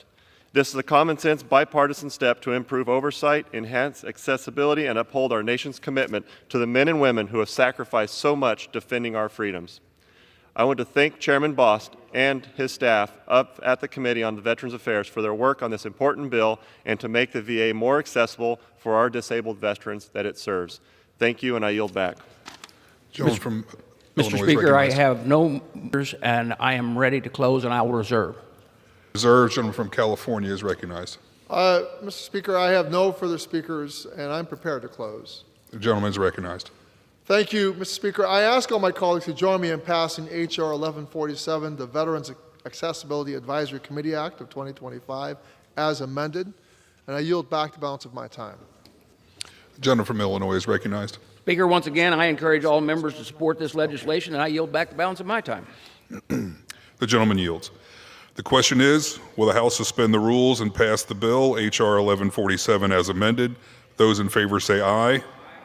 Those opposed, no. In the opinion of the chair, 2/3 being in the affirmative, the rules are suspended, the bill is passed, and without objection, the motion to reconsider is laid on the table. For what purpose does the gentleman from Illinois seek recognition? Speaker, I move to suspend the rules and pass H.R. 1286, the Simplify Forms for Veterans Claim Act, as amended. The clerk will report the title of the bill. Union Calendar Number 73, H.R. 1286, a bill to direct the Secretary of Veterans Affairs to seek to enter into an agreement with the federally funded Research and Development Center for an assessment of forms that the Secretary sends to claimants for benefits under laws administered by the Secretary and for other purposes. Pursuant to the rule, the gentleman from Illinois, Mr. Bost, and the gentleman from California, Mr. Takano, each will control 20 minutes. The chair recognizes the gentleman from Illinois. Speaker, I ask unanimous consent that all members have 5 legislative days in which to revise and extend their remarks on H.R. 1286 as amended. Without objection. Speaker, I yield myself as much time as I may consume. The gentleman is recognized. Thank you, Mr. Speaker. I rise today in support of H.R. 1286 as amended. The bill was introduced by my friend and colleague, Representative Brosnahan of Pennsylvania. This bill would require VA to contract with research entities to improve the forms that VA requires veterans and their families to fill out throughout the VA claims process.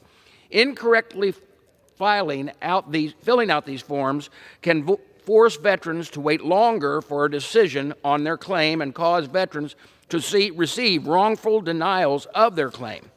Veterans and their advocates have told Congress time and time again how disorganized and difficult these forms can be. As a veteran myself, it has been a challenge for me to complete these forms for my own disability claims. We must make VA standards forms more understandable for veterans so they can more easily access the earned VA benefits. This bill would do just that. Representative Brosnahan, common sense bill would ensure that Congress continues to push VA forward to better serve veterans, and I am proud to co-lead it. I urge all of my colleagues to support H.R. 1286 as amended, and I reserve the balance of my time. The gentleman reserves. The gentleman from California is recognized. Mr. Speaker, I yield myself such time as I may consume. The gentleman is recognized. Mr. Speaker, I rise in support of H.R. 1286, Simplifying Forms for Veterans Claims Act as amended. Time and time again, we hear from veterans that they cannot make heads or tails out of some of the forms necessary to address veterans' benefits. Not only have we heard it from veterans, but we've also heard it from accredited experts who assist in preparing disability claims. This must be corrected. We cannot have veterans leaving earned benefits on the table because they put a piece of information on a line below where it should have been because the form was hard to understand. It's not a stretch to think of a veteran attempting to file for a claim in their later years when their eyes don't see as well, or they can't remember all the minute details from service long ago. That can be a frustrating experience. So H.R. 1286 proposes that VA enter into an agreement with a federally funded research and development center to assess the forms VA is currently using. Sometimes when you are so close to a problem, it's hard to see what the core of the issue is. This bill will allow fresh eyes to review and study the forms VA uses in order to find areas for improvement. Now, these could be small fixes that lead to positive improvement in a veteran's life. As we work to better the veteran's experience, we should be looking at making large programs better. We should be looking at building new state-of-the-art facilities, technology that integrates seamlessly between agencies, doctors, and departments.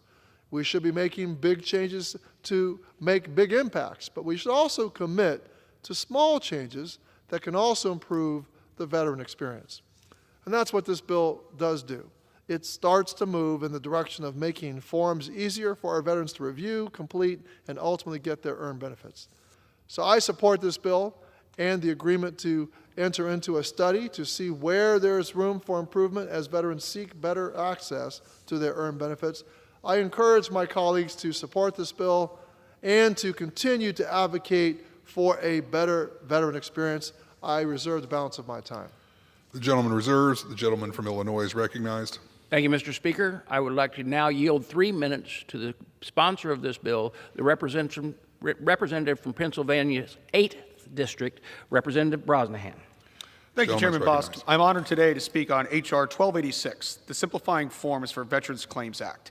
I'm proud to lead this bipartisan bill with the support of Chairman Bosk and the Veterans Affairs Committee. When our veterans return home from serving our country, they are often tasked with filling out dozens of pages of paperwork just to receive the benefits they rightfully earned. These forms are often confusing, difficult to navigate, and duplicative. It is crucial that our veterans and survivors understand how to fill out each form completely and accurately, because failure to do so can result in delays in processing their claim, delays in receiving a decision on their claim, or even a denial of their claim.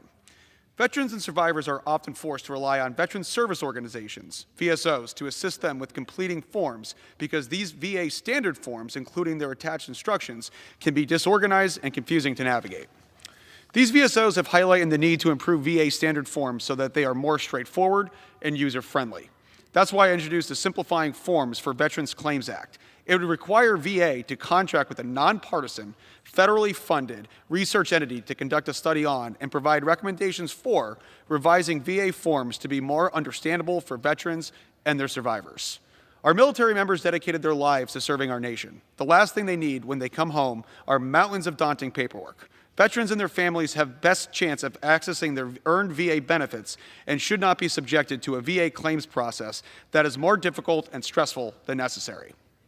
Pennsylvania's 8th Congressional District is home to 40,000 veterans. I am proud to spearhead this legislation for each and every one of them and their families. I urge all my colleagues to support H.R. 1286 because we owe our veterans a system that works efficiently and effectively on their behalf. Thank you. I yield back the balance of my time.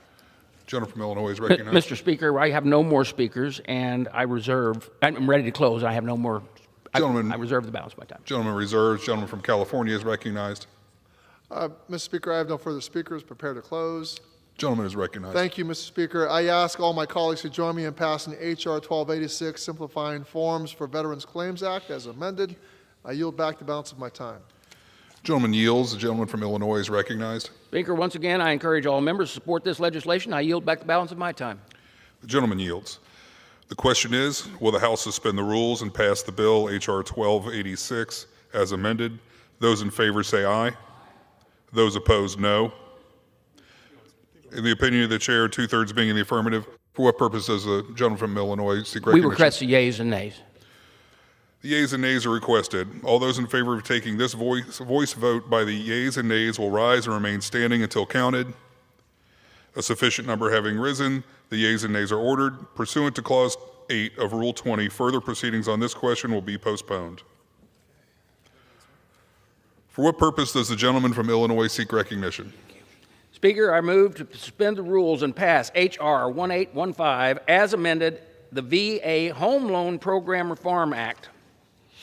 The clerk will report the title of the bill. H.R. 1815, a bill to amend Title 38 United States Code to authorize the Secretary of Veterans Affairs to take certain actions in the case of a default on a home loan guaranteed by the Secretary and for other purposes. Pursuant to the rule, the gentleman from Illinois, Mr. Bost, and the gentleman from California, Mr. Takano, each will control 20 minutes. The chair recognizes the gentleman from Illinois. Speaker, I ask unanimous consent that all members have 5 legislative days in which to revise and extend their remarks on H.R. 1815 as amended. Without objection. Speaker, I yield myself as much time as I may consume. The gentleman is recognized. Thank you, Mr. Speaker. I rise today in support of H.R. 1815 as amended, offered by my friend and colleague, Representative Van Orton from Wisconsin.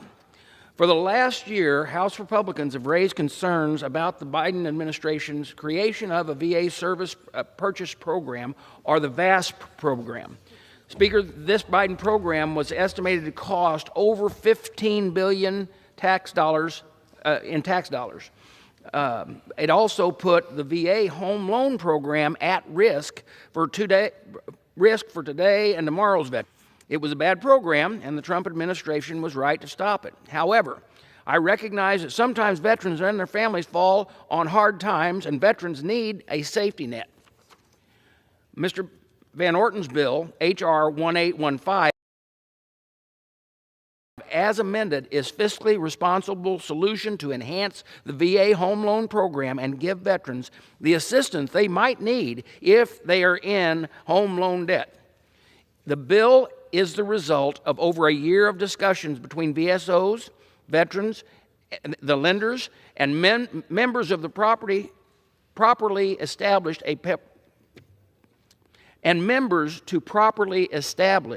a partial claim program for veteran homeowners should they need it.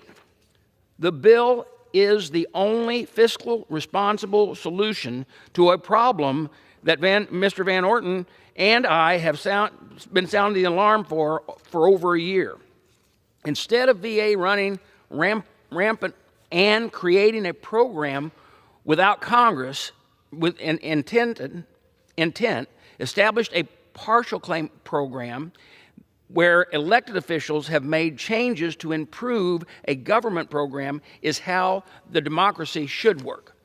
This bill would also require VA to implement a strategic plan to ensure that veterans remain competitive in their home loan process. Finally, this bill includes the proper funding for the grant and per diem provisions we passed in the Dole Act last year to fix the Biden administration's mistake. Under my leadership, my committee will continue to honor its commitment to all veterans, including ensuring proper funding is provided to the GPD providers working to lift veterans out of homelessness. And I thank everyone who has come together to get this. I want to thank everybody that's come together to get this bill to this place. I want to give a special thanks to the Mortgage Bankers Association, Rocket Mortgage, National Association of Realtors, National Association of Mortgage Brokers for supporting this legislation and helping us get it to the finish line on behalf of our veterans and their family. Now, I appreciate my Democrat colleagues for their bipartisan support of this legislation. With their support, I hope we can get a good bill passed to the Senate quickly and then to the President's desk very soon. I urge all of my colleagues to support H.R. 1815 as amended, and with that, I reserve the balance of my time. The gentleman reserves. The gentleman from California is recognized. Mr. Speaker, I yield myself such time as I may consume. The gentleman's recognized. Thank you, Mr. Speaker. I rise in support of H.R. 1815, the VA Home Loan Program Reform Act as amended.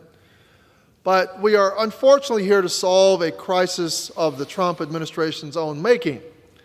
Because of the unilateral actions of President Trump and Secretary Collins, over 80,000 veterans, service members, and their families are now facing foreclosures on their homes. Let's review how we got here. Our nation faced an unprecedented crisis with COVID-19. That required action from VA to prevent the loss of hundreds of thousands of homes when our economy ground to a halt. President Biden, with the support of Congress, took action.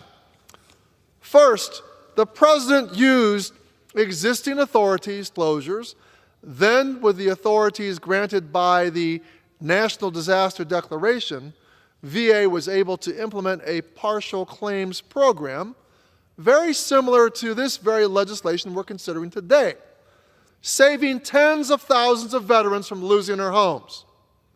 Republicans, including Chairman Bost, urged President Biden to end the U.S. national emergency for COVID-19, which occurred on April 11th, 2023.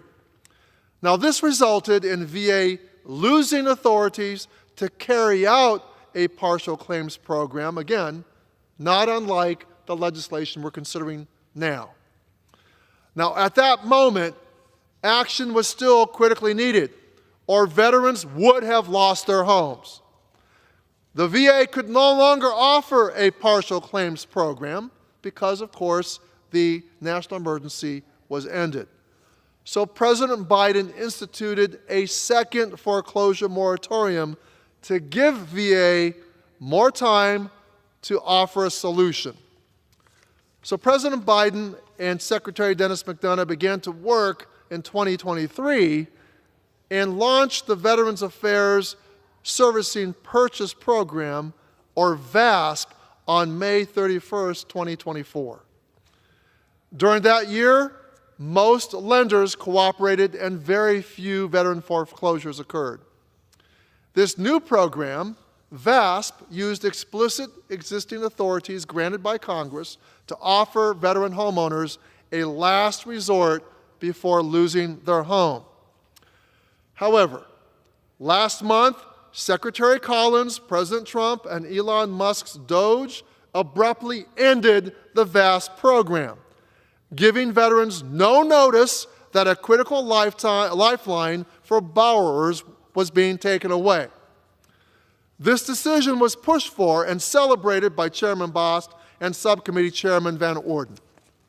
If you listen to them, they will argue that the program meant that VA would incur too much risk, or that VA was not properly prepared to handle holding the loans of these veterans.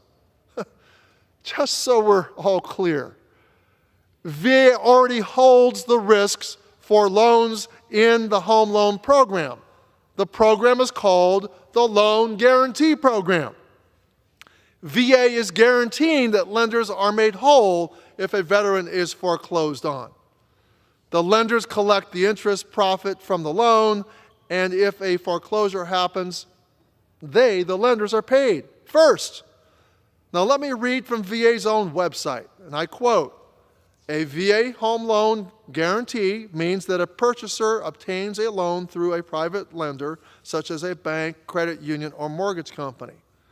VA then works with the lender to guarantee the loan. If the homeowner defaults on the loan, VA will pay the debt to the lender," end quote. Second, the claim that VA doesn't know how to manage property or hold loans is just plain wrong. VA has an extensive property management portfolio. VA testified before our committee earlier this year on its ability to hold the loans.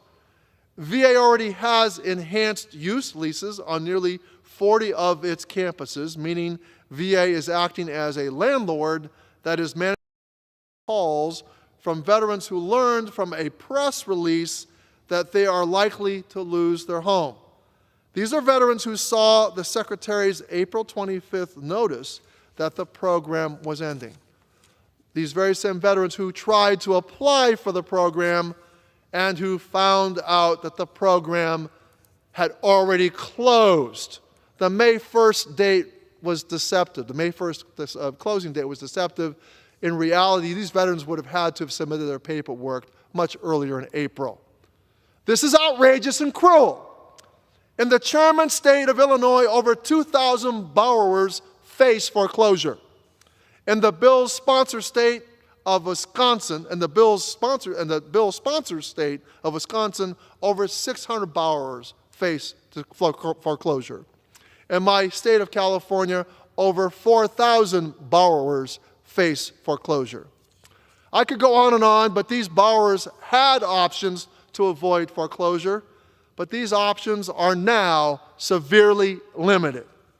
Many of these veterans are now afraid of speaking out against the VA in fear of retribution. They are disabled veterans, Vietnam War era veterans, Gulf War veterans, active duty military members. These veterans and these soldiers had our backs. Where is the Trump-Collins VA? Unnecessarily pushing them into risk of foreclosure.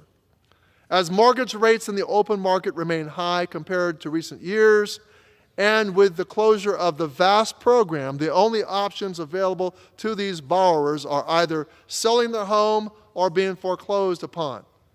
As VASP was the program of last resort, ending VASP has accelerated the risk to these borrowers. Now that brings us to the legislation we're considering today. This legislation attempts to offer a lifeline to those the Trump administration has unnecessarily put at risk. It's not a perfect or complete fix, and it is likely to be too late for many of the 80,000 who are wondering today if they will still have a home in a month, but it is necessary legislation that I urge the department to implement quickly. In the minority views filed for this legislation, I continue to urge the Secretary to reinstate some kind of assistance for veteran borrowers until this legislation is signed into law and implemented. That will take some time. Every veteran who loses their home will have no one to blame but President Trump and Secretary Collins. Now, it's not too late for Secretary Collins to act, and I hope veterans, VSOs, and housing groups continue to call on him to do so. I also call on my colleagues on the other side of the aisle to join those efforts instead of celebrating the end of VASP. So I plan to support H.R. 1815 as amended, and I urge my colleagues to join me in supporting it. But this legislation should be expanding existing options for veterans to make foreclosure extremely rare and only in the most extreme cases. Instead, this is a Band-Aid that likely will arrive too late for many. Mr. Speaker, I do urge all members to support this legislation, and I reserve the balance of my time. The gentleman reserves. The gentleman from Illinois is recognized. Thank you, Mr. Speaker. Now, I appreciate the other side of the aisle highlighting the problem with veterans are facing today. Thank goodness we're working on a solution right here with 1815, and we're going to be voting on it today. You know, VA's decision to phase out the Veterans Affairs Service Purchase Program, or VAS program, was an important step by Trump administration. This decision added billions of dollars to VA budget without any assurance to the taxpayers that this was a good decision. Just last week, my office received information that on top of paying $6.3 billion to purchase VA loans, VA also had spent an additional $1.5 billion just to support their financing. The average amount of that a veteran had to pay back of their mortgage was actually less than $25,000. Instead of solving the problem, VA chose to purchase the entire loan, which on an average is $321,000. In no way does that make sense to solve a $25,000 problem with a $320,000 solution. Only in government would you do that. The Congressional Budget Office estimates that this bill would have saved money by keeping the veterans out of foreclosure. This bill. They estimate that earlier this Congress, the continuing of VASP would cost the taxpayers over $500,000 the next decade, next decade. That is why, under my leadership, House Republicans have sounded the alarm on the Biden administration program and the risk it could bring to VA home loans. I'm urging still the support of H.R. 1815 because that's sensible. And so sensible, that's why myself and Representative Van Orton have been working to try to cure this problem. And with that, I would like to yield as much time as he may consume to the gentleman from Wisconsin, Mr. Van Orton. Wisconsin is recognized. Thank you, Mr. Chairman. Thank you, Mr. Speaker. I rise today in strong support of my bill, H.R. 1815, the VA Home Loan Program Reform Act. This legislation establishes a permanent partial claims program within the VA Home Loan Program, bringing VA in line with all of the other federal agencies that lend monies for homes. As a chairman of the House Economic Opportunity Subcommittee, I'm responsible for the two most successful programs the history of the United States government has ever administered, the GI Home Loan Program and the GI VA Home Loan Guarantee. And it is my responsibility to make sure that every active duty service member, every veteran, and every American that chooses to join the military in the future has the opportunity to use this program to borrow money to fulfill the American dream, which is home ownership. But as stated previously, when an unelected series of bureaucrats invented a program that has not existed since someone first lent someone seashells to buy a cave, they greatly endangered that. And I am incredibly proud of the Trump administration for standing up to stop this. As Chairman Bost noted, there was a $25,000 problem, and the Veterans Affairs Administration threw a $320,000 wrench at it, and that had the potential to collapse this program over time, and I will not allow that on my watch. So I want to thank the chairman. I want to thank Secretary Collins. I want to thank President Donald J. Trump for helping ensure that every American that has served, is serving, and will serve the United States of America to protect our freedoms has the ability to fulfill the American dream, which is home ownership. And with that, I yield back the balance of my time. We have no more speakers, and I'm ready to close, and I reserve.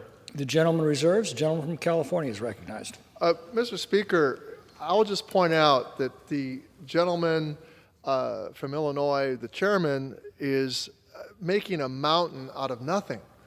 The greater risk either way to the government, the home loan program, the VA is on the hook for these loans, whether they hold them or whether lenders hold the note. What we're talking about here is veterans unnecessarily, 80,000 veterans with highly distressed loans being unnecessarily put at risk. And the Biden administration did what it could, given changing circumstances, from an expiring emergency authorities to having to put a second pause on any foreclosures on these veterans, to finding a solution in VASP.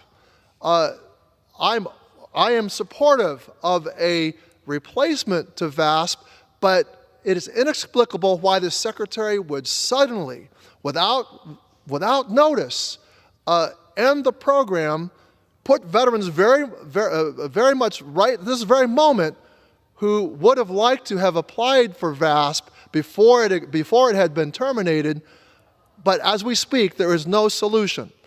And regardless of how quickly we move in this chamber or in the Senate, it is going to take time to stand up this replacement program in time. Meanwhile, we will see veterans lose their homes, all for a very flimsy reason.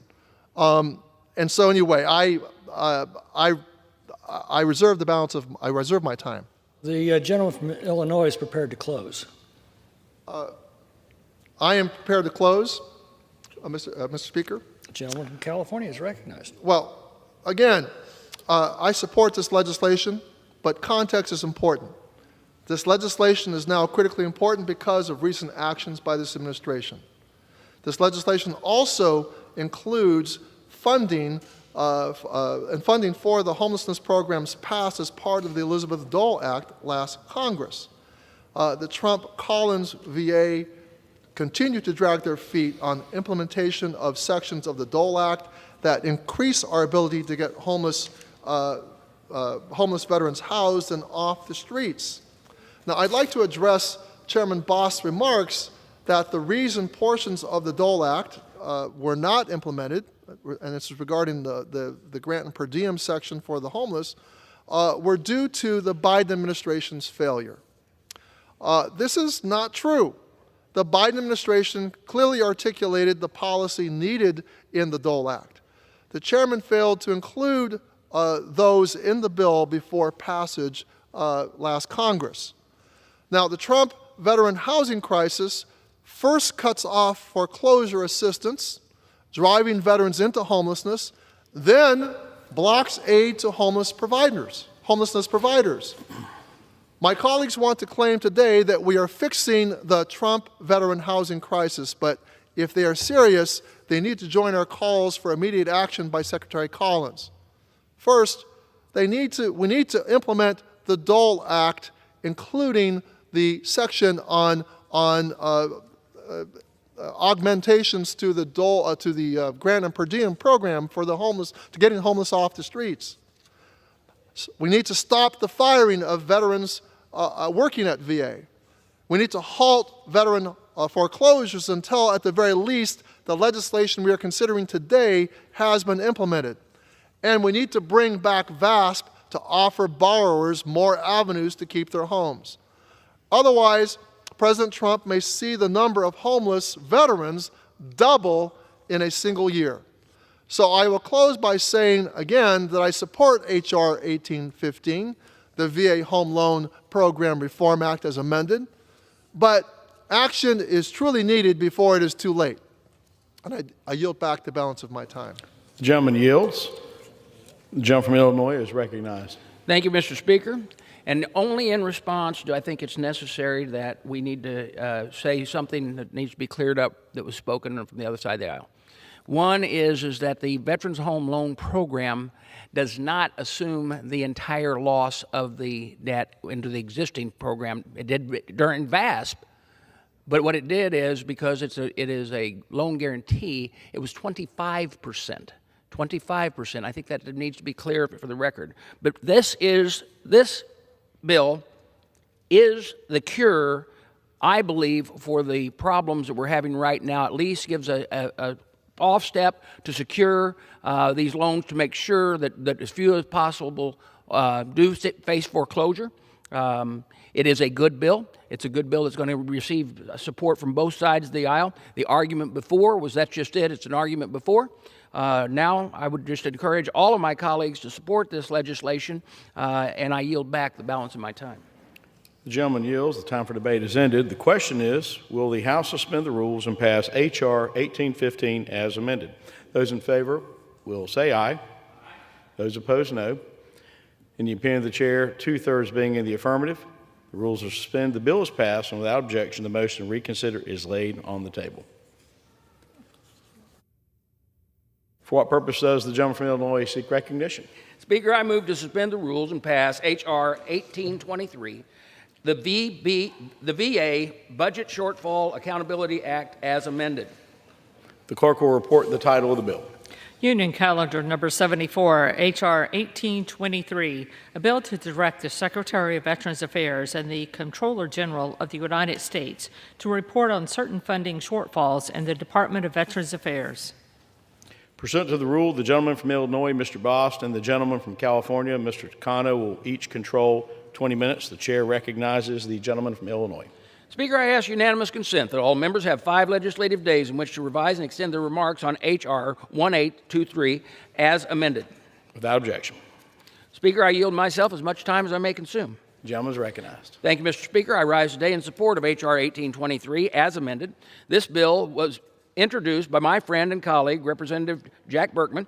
The bill was will create good government accounting and reporting practices in handling of VA's multi-billion-dollar budget.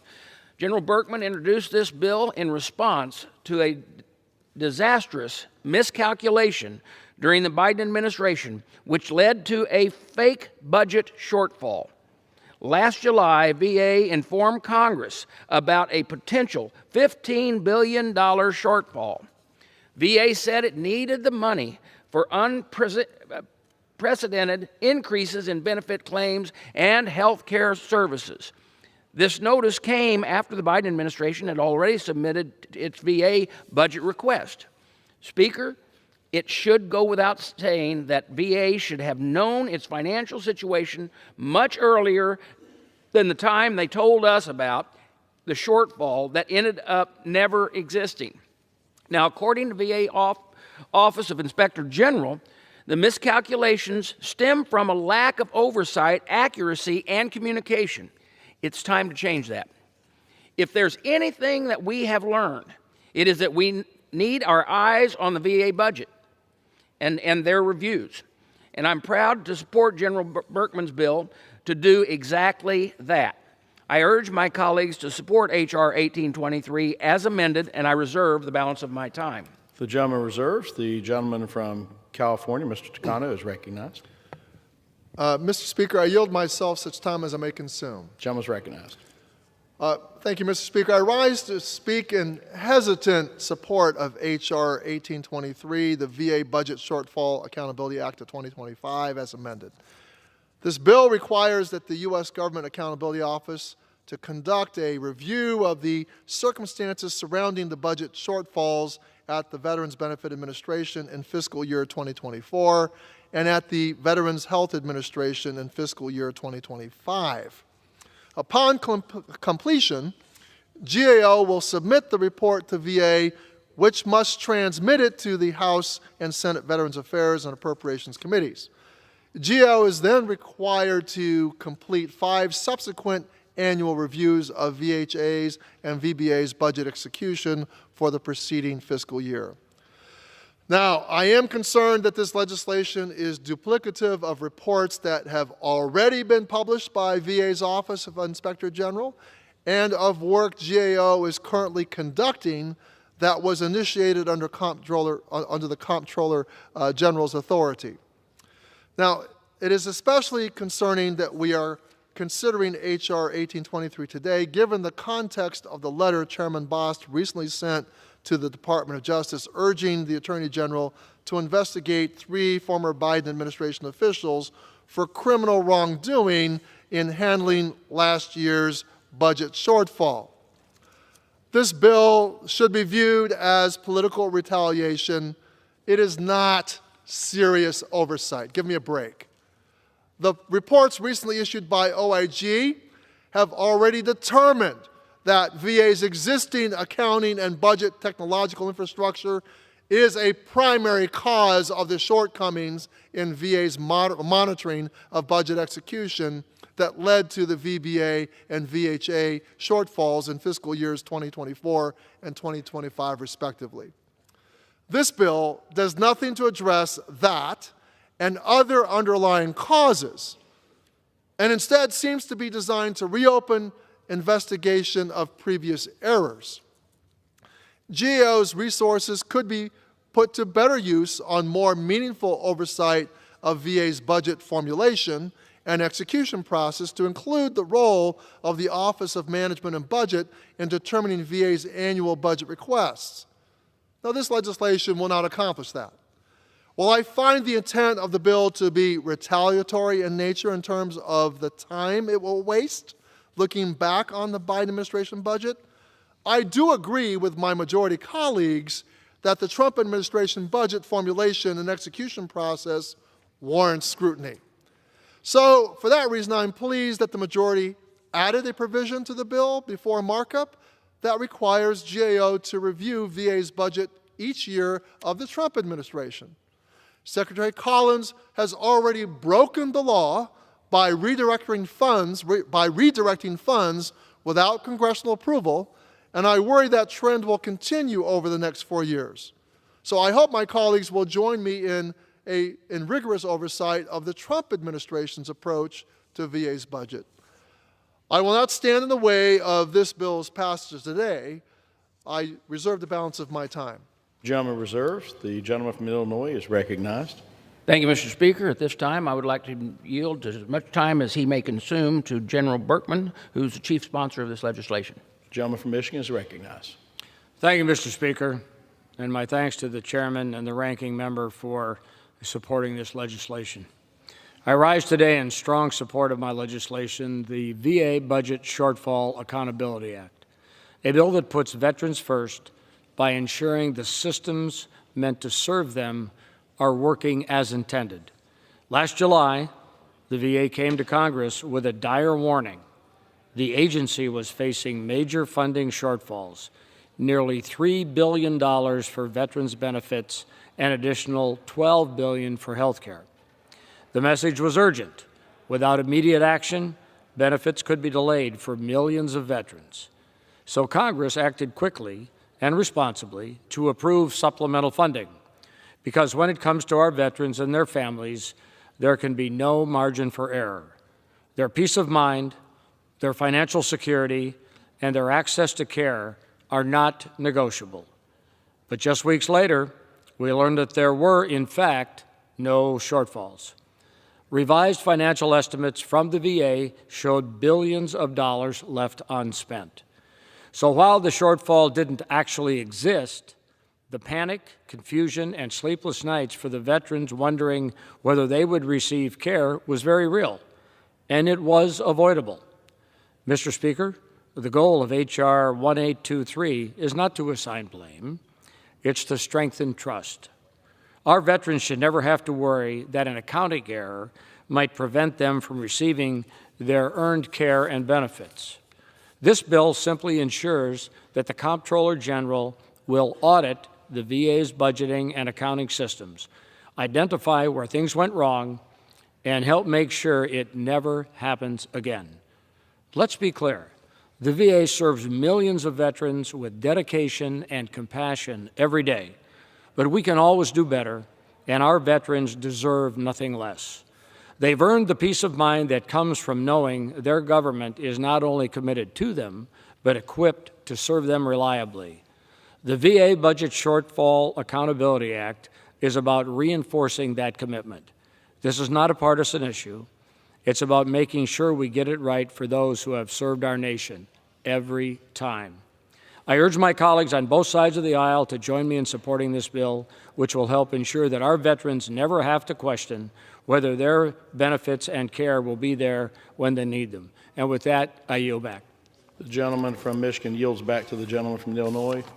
We have no more speakers, and I'm ready to close, and I reserve. The gentleman from Illinois reserves. The gentleman from California is recognized. Mr. Speaker, I have no further speakers and prepare to close. The gentleman is recognized. Thank you, Mr. Speaker. I appreciate the opportunity to share my position on this bill, and I yield back the balance of my time. The gentleman yields. The gentleman from Illinois is recognized. Speaker, once again, I encourage all members to support this legislation. I yield back the balance of my time. Being no further debate, the question is, will the House suspend the rules and pass H.R. 1823 as amended? Those in favor will say aye. Those opposed, no. In the opinion of the chair, 2/3 being in the affirmative, the rules are suspended and the bill is passed, and without objection, the motion to reconsider is laid upon the table. For purpose does the gentleman from Illinois seek recognition? Speaker, I move to suspend the rules and pass H.R. 2201, the Improving VA Training for Military Sexual Trauma Claims Act, as amended. The clerk will report the title of the bill. Union Calendar Number 71, H.R. 2201, a bill to amend Title 38 United States Code to improve claims made under laws administered by the Secretary of Veterans Affairs regarding military sexual trauma and for other purposes. Pursuant to the rule, the gentleman from Illinois, Mr. Bost, and the gentleman from California, Mr. Takano, each will control 20 minutes. The chair recognizes the gentleman from Illinois. Speaker, I ask unanimous consent that all members have 5 legislative days in which to revise and extend their remarks on H.R. 2201 as amended. Without objection. Speaker, I yield myself as much time as I may consume. The gentleman is recognized. Thank you, Mr. Speaker. Today I rise in support of H.R. 2201 as amended. This bill was introduced by my friend and colleague, Representative Young Kim. This bill would require that VA claims processors and contracted disability compensation examiners undergo annual sensitivity training to prevent re-traumatizing survivors of military sexual trauma who are pursuing claims for VA benefits. The bill would also ensure that VA employees receive better training and obtain all relevant military service records so veterans can receive more accurate decisions on their military sexual trauma claims. Because military sexual trauma often goes unreported, a veteran's military service records rarely prove that they experienced an MST. This bill would ensure the VA claims processors review and understand the types of evidence that can prove an MST claim. Further, veterans relive what they suffered through during service when they file a claim based on military sexual trauma. We must ensure that every interaction VA has with them is trauma-informed. Representative Kim's bill would decrease the risk of re-traumatizing veterans who have endured MST. Her bill would also streamline the MST claims process for them so that these veterans can more easily access their disability benefits. I urge my colleagues to support H.R. 2201 as amended, and with that I reserve the balance of my time. The gentleman reserves. The gentleman from California is recognized. Mr. Speaker, I yield myself such time as I may consume. Gentleman is recognized. Mr. Speaker, I rise in support of H.R. 2201, the Improving VA Training for Military Sexual Trauma Claims Act as amended. I think we can all agree that no one should ever be subject to sexual violence while serving in the military. It is truly a tragedy that it happens at all, but sadly it does. And unfortunately, it occurs to many men and women in our military ranks at a rate likely greater than that of the general public. That means among some of the best people our country has, there are far too many who have been violated in the most personal of ways.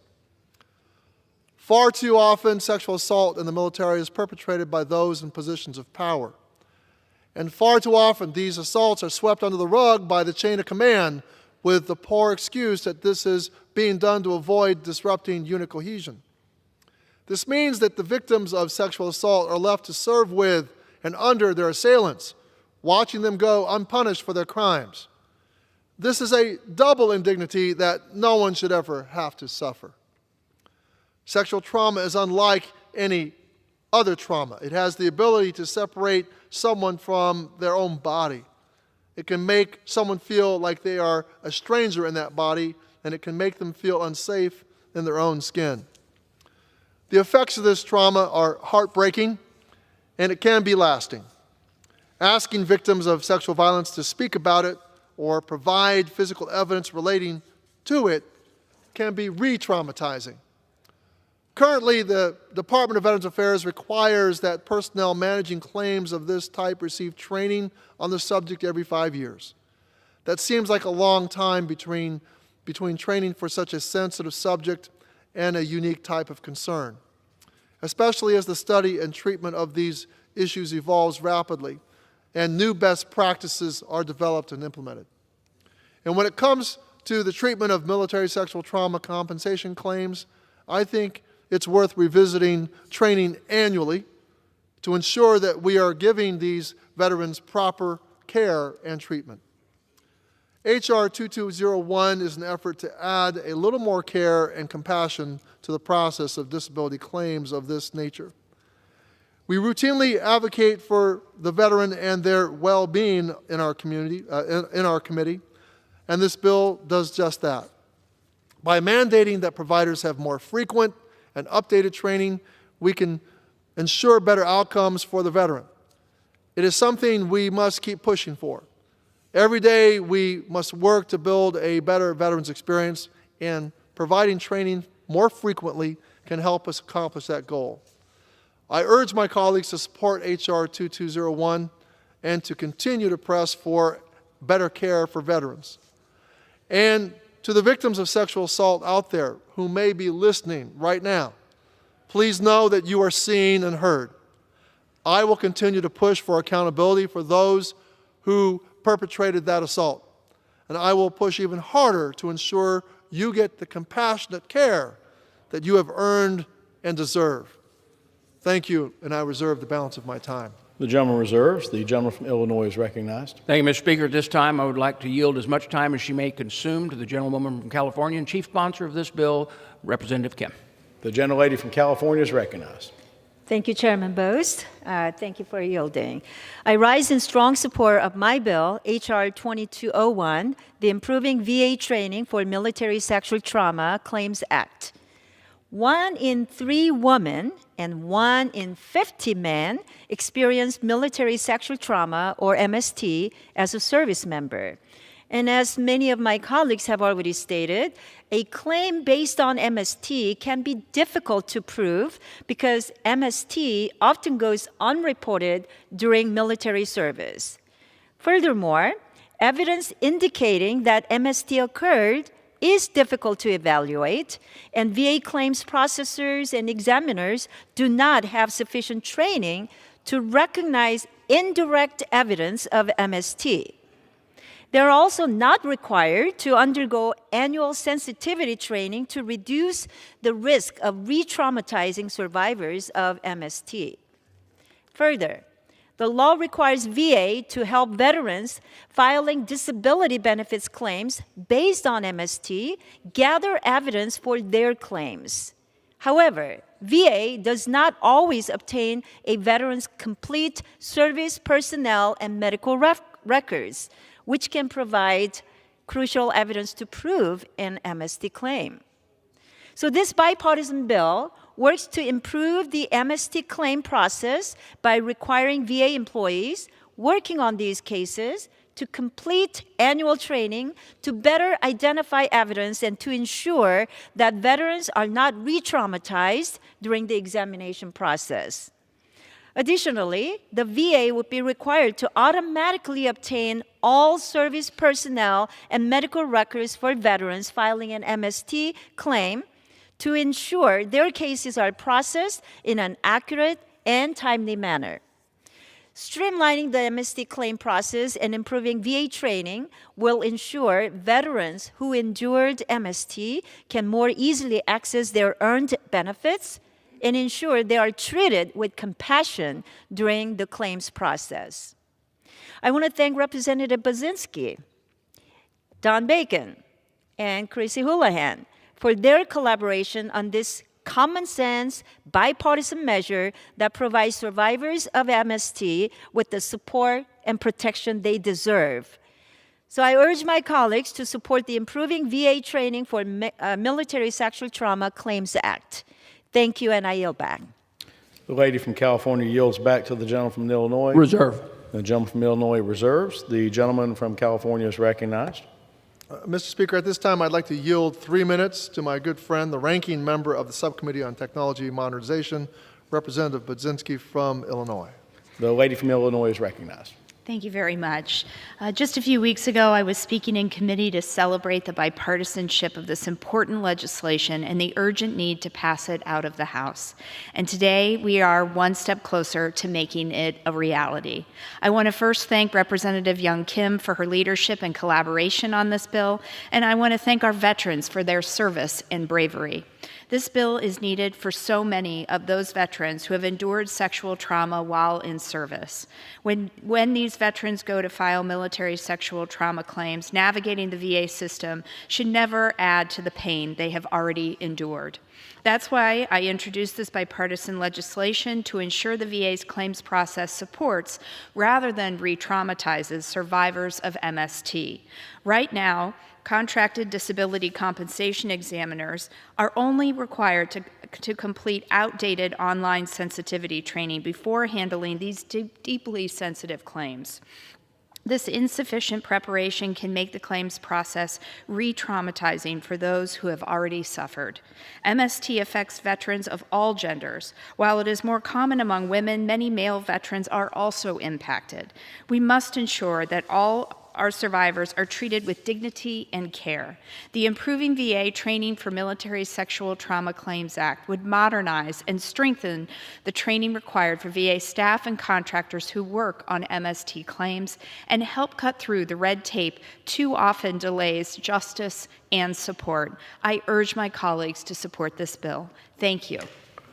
The gentlelady yields back to the gentleman from Illinois.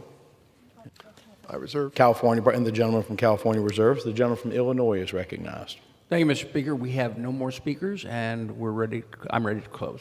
Gentleman from Illinois reserves. The gentleman from California is recognized. Mr. Speaker, I'm prepared to close.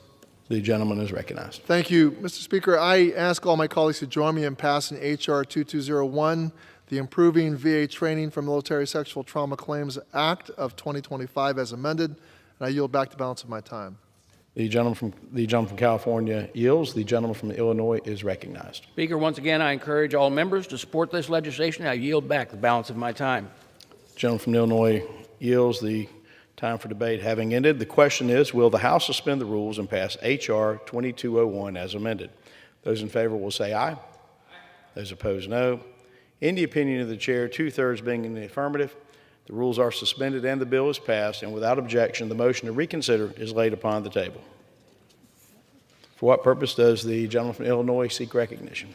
Speaker, I move to suspend the rules and pass H.R. 1364, the Assist Act, as amended. The clerk will report the title of the bill.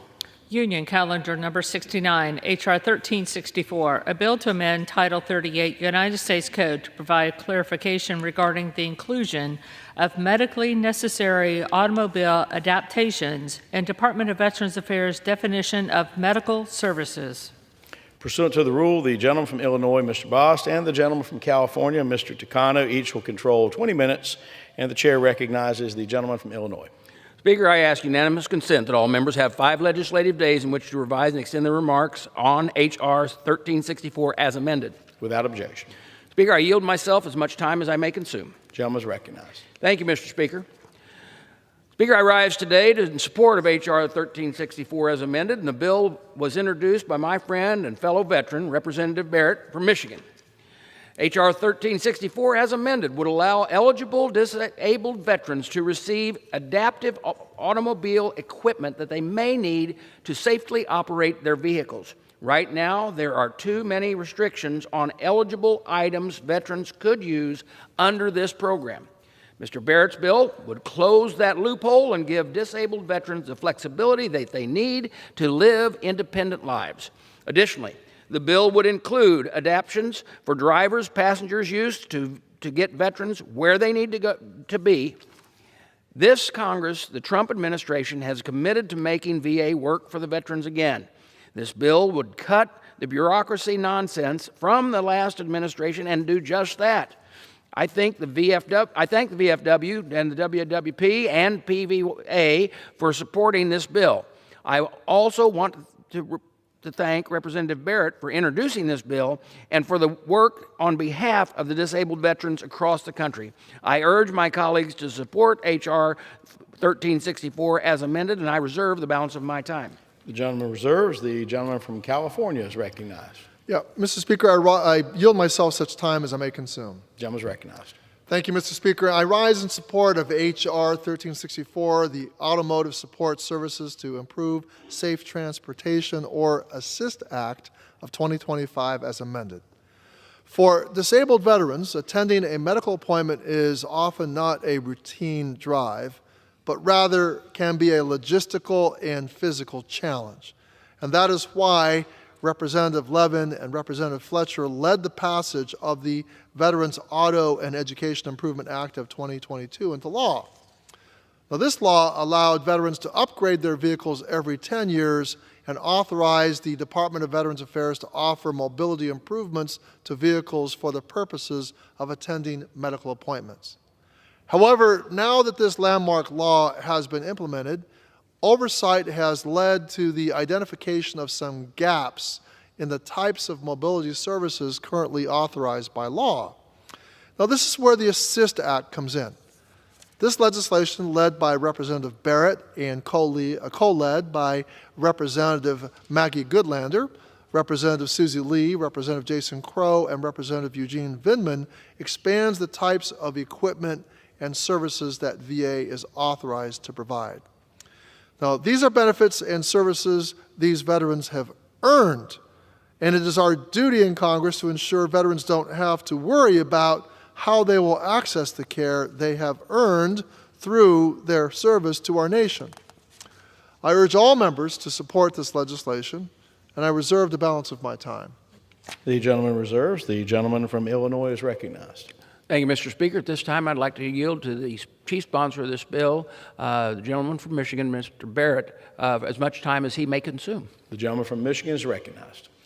Thank you, Mr. Speaker, and thank you, Mr. Chairman, and to the ranking member. I appreciate your support of my bill, H.R. 1364, the Assist Act.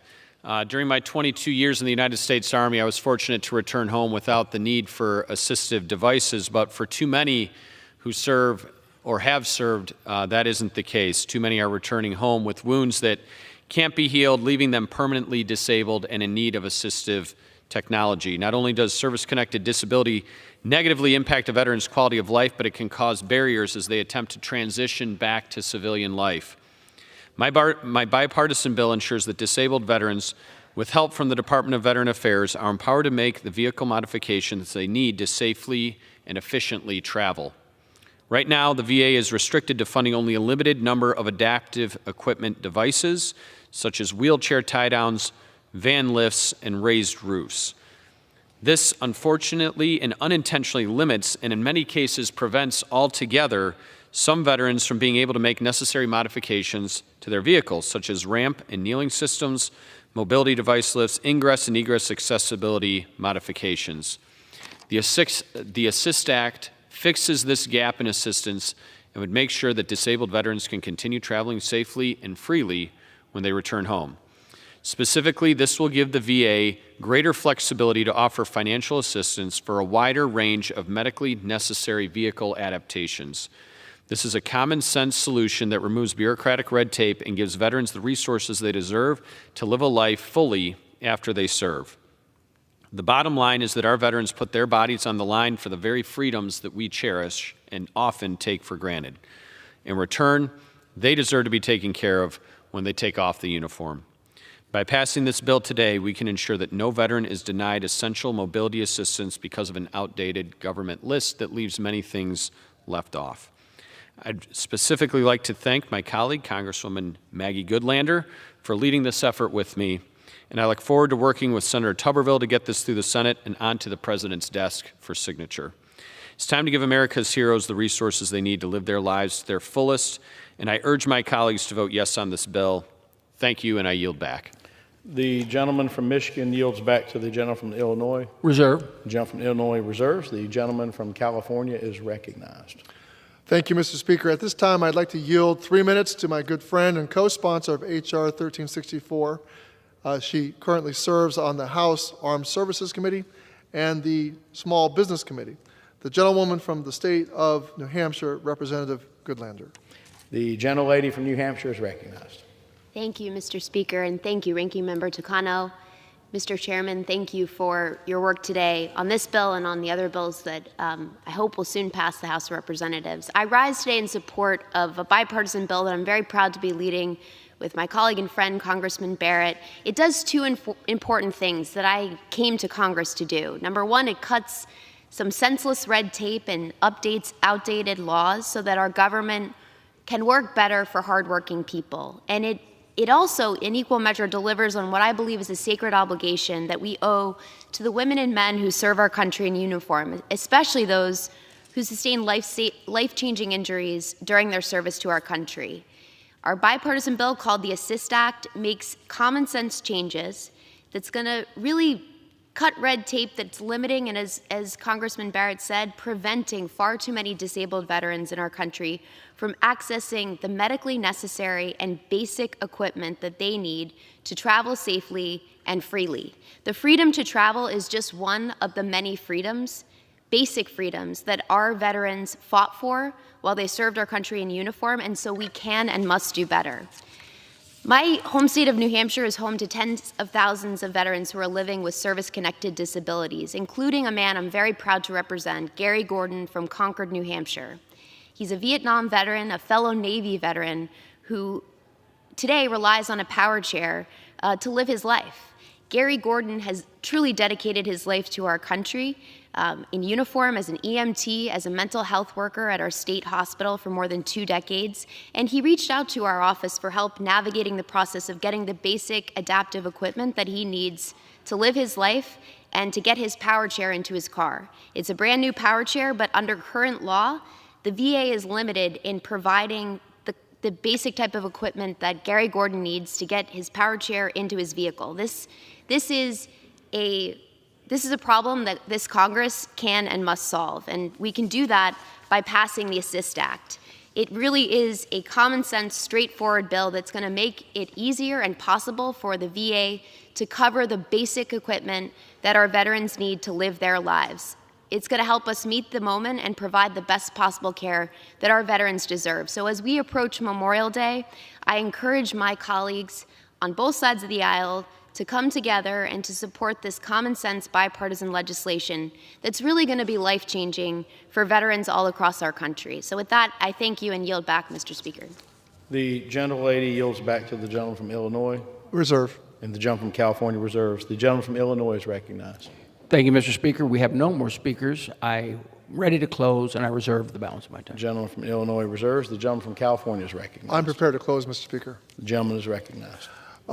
Thank you, Mr. Speaker. I support H.R. 1364, the ASSIST Act of 2025 as amended, and I yield back the balance of my time. The gentleman from California yields. The gentleman from Illinois is recognized. Speaker, once again, I encourage all members to support this legislation. I yield back the balance of my time. The gentleman from Illinois yields. The time for debate has ended. The question is, will the House suspend the rules and pass H.R. 1364 as amended? Those in favor will say aye. Aye. Those opposed, no. In the opinion of the chair, 2/3 being in the affirmative, the rules are suspended and the bill is passed, and without objection, the motion to reconsider is laid upon the table. For what purpose does the gentleman from Illinois seek recognition? Speaker, I move to suspend the rules and pass H.R. 1578, the Veterans Claims Education Act of 2025 as amended. The clerk will report the title of the bill. Union Calendar Number 75, H.R. 1578, a bill to amend Title 38 United States Code to promote assistance from persons recognized by the Secretary of Veterans Affairs for individuals who file certain claims under laws administered by the Secretary. Pursuant to the rule, the gentleman from Illinois, Mr. Bost, and the gentleman from California, Mr. Takano, each will control 20 minutes. The chair recognizes the gentleman from Illinois. Speaker, I ask unanimous consent that all members have 5 legislative days in which to revise and extend their remarks on H.R. 1578 as amended. Without objection. Speaker, I yield myself as much time as I may consume. The gentleman is recognized. Thank you, Mr. Speaker. I rise today in support of H.R. 1578 as amended, introduced by my colleague, Representative Peters from California. This bill would ensure veterans know about the availability of accredited representatives, including those who help with filing initial VA benefits claims at no cost. It would also give veterans the information and online resources they need to find an accredited representative who is right for them and to report any unaccredited bad actors who wrongfully charge a fee for their services. This bill would also require VA to review its accreditation process and give Congress recommendations for improvement. Veterans and their families deserve all the information they need to decide who will provide the best assistance with their claim. This bill ensures just that. I thank Representative Peters for his work on this bill, and I urge all of my colleagues to support H.R. 1578 as amended, and I reserve the balance of my time. The gentleman from Illinois reserves. The gentleman from California is recognized. Mr. Speaker, I yield myself such time as I may consume. The gentleman is recognized. Thank you, Mr. Speaker. I rise in strong support of H.R. 1578, the Veterans Claims Education Act of 2025 as amended. Obtaining veterans benefits can be confusing. The process can be cumbersome. And because of the complexity and scope of VA and its programs, some veterans take to an internet search to figure out how to get their claims approved. It seems certain actors have figured out that in the confusion of the process, they can make a profit, or with claims specifically, hundreds of millions of dollars in profits. Oftentimes, when veterans log on and search how to get their claims submitted, they're greeted by clickbait ads for claim sharks. These are the people who charge exorbitant fees while assisting veterans in the preparation of their claims. Current law mandates that VA has a duty to assist in the initial claims preparation process. This duty exists to ensure that there are no financial barriers to veterans in having their claims prepared and adjudicated, and that veterans experience a non-adversarial process. Moreover, there are thousands of veteran service officers around the country who are willing and able to assist veterans for free. And those service officers have been vetted by VA both for their character and competency. So in the spirit of ensuring that veterans are made aware that they are entitled to this preparation assistance, the Veterans Claims Education Act mandates that VA websites prominently give veterans notice that they are entitled to free assistance from an accredited representative and how to find that assistance. Not only does it alert the veteran that they are entitled to assistance in their claims preparation at no cost, but it also provides guidance on reporting bad actors like unaccredited claim sharks. VA's accreditation process serves to protect our nation's veterans from financial exploitation so that veterans are less likely to be at risk of incurring outrageous debts as well as losing out on months of their benefits. Few people would think there is value in letting someone take 5 months of our paychecks just for reviewing our resume, right? Then why would we ever be even remotely comfortable with someone taking 5 months of earned benefits away from our veterans? I strongly support this bipartisan bill as it would promote those actors who are doing claims preparation and processing the right way, not the ones who pay to be the first result on an internet search. I thank Representative Peters for introducing this legislation. This bill allows us to direct veterans to representatives who have the skills, knowledge, and accreditation to help them, not to take advantage of them during the initial claims process. So today, I urge my colleagues to support H.R. 1578, and not just to stop there. I also urge them to continue to push back against claim sharks and to support legislation that reinstates the penalties that were in place to hold accountable bad actors who took advantage of veterans for years. So thank you, and I reserve the balance of my time. The gentleman from California reserves. The gentleman from Illinois is recognized. Reserve. The gentleman from Illinois reserves. The gentleman from California is recognized. Mr. Speaker, I now yield 3 minutes to the author of H.R. 1578, my colleague from the state of California, the gentleman from my great state, Mr. Scott Peters. The gentleman from California is recognized. Thank you, Mr. Speaker. I rise today in support of my bill, H.R. 1578, the Veterans Claims Education Act. You know, I wrote this bill after a veteran in my district alerted my office about a challenge he faced accessing his hard-earned VA benefits. This veteran contracted with a for-profit company that promised to increase the veteran's disability benefits in exchange for a cut of the veteran's disability payment from the VA.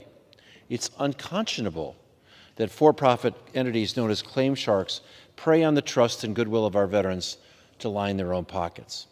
So my bill takes a big step to correct this and will protect veterans in San Diego and throughout the country from similar scams in the future.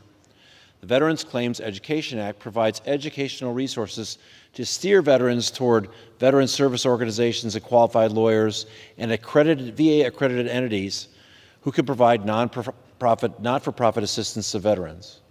My bill also provides vets filing a disability claim with an online search tool to help veterans find accredited entities that can assist with claims. It creates an online portal to report claim sharks targeting veterans, which charge a fee for their services. Republicans and Democrats may have sincere policy disagreements about how to provide world-class care to our nation's veterans and their families, but I know we all agree that no one should be able to profit from the service and sacrifice of our veterans. I want to thank the chairman and the ranking member and the entire House Veterans Affairs Committee for advancing this legislation out of the House, and the numerous veteran service organizations for their advocacy, including the American Legion, the Paralyzed Veterans of America, the VFW, and other great organizations. I look forward to working with these groups to make this law the law of the land. I urge my colleagues to support the bill and our veterans, and I yield back. Thank you. The gentleman from California yields back to the gentleman from California. The gentleman from California reserves. I reserve, but I'm prepared to close as well. I'm prepared to close. So the gentleman from Illinois is going to reserve as well. So the gentleman from California is recognized. Yes, I thank you, Mr. Speaker. I ask all my colleagues to join me in passing H.R. 1578, the Veterans Claims Education Act of 2025, as amended. I yield back the balance of my time. The gentleman from California yields. The gentleman from Illinois is recognized. Speaker, once again, I encourage all members to support this legislation. I yield back the balance of my time. Gentleman from Illinois yields, and the time for debate having passed, the question is, will the House suspend the rules and pass H.R. 1578 as amended? Those in favor will say aye. Those opposed, no. In the opinion of the chair, 2/3 being in the affirmative, the rules are suspended, the bill is passed, and without objection, the motion to reconsider is laid upon the table.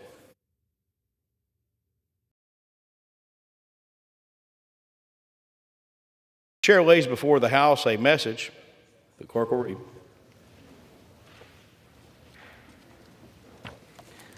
To the Congress of the United States.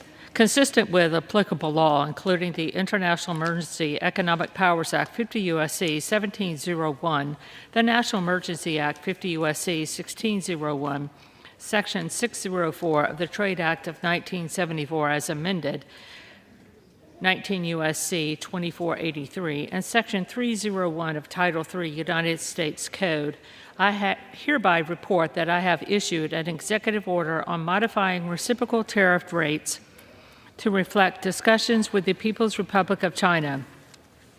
In Executive Order 14257 of April 2, 2025, regulating imports with a reciprocal tariff to rectify trade practices that contribute to large and persistent annual United States goods trade deficits, I declare a national emergency arising from conditions reflected in large and persistent annual U.S. goods trade deficits, and imposed additional ad valorem duties to that I deemed necessary and appropriate to deal with that unusual and extraordinary threat, which has in source, in whole or substantial part outside the United States, to the national security and economy of the United States. Section 4B of Executive Order 14257 provided that should any trading partner retaliate against the United States in response to this action, through import duties on U.S. exports or other measures, I may further modify the harmonized tariff schedule of the United States to increase or expand in scope the duties imposed under this order to ensure the efficiency of this action.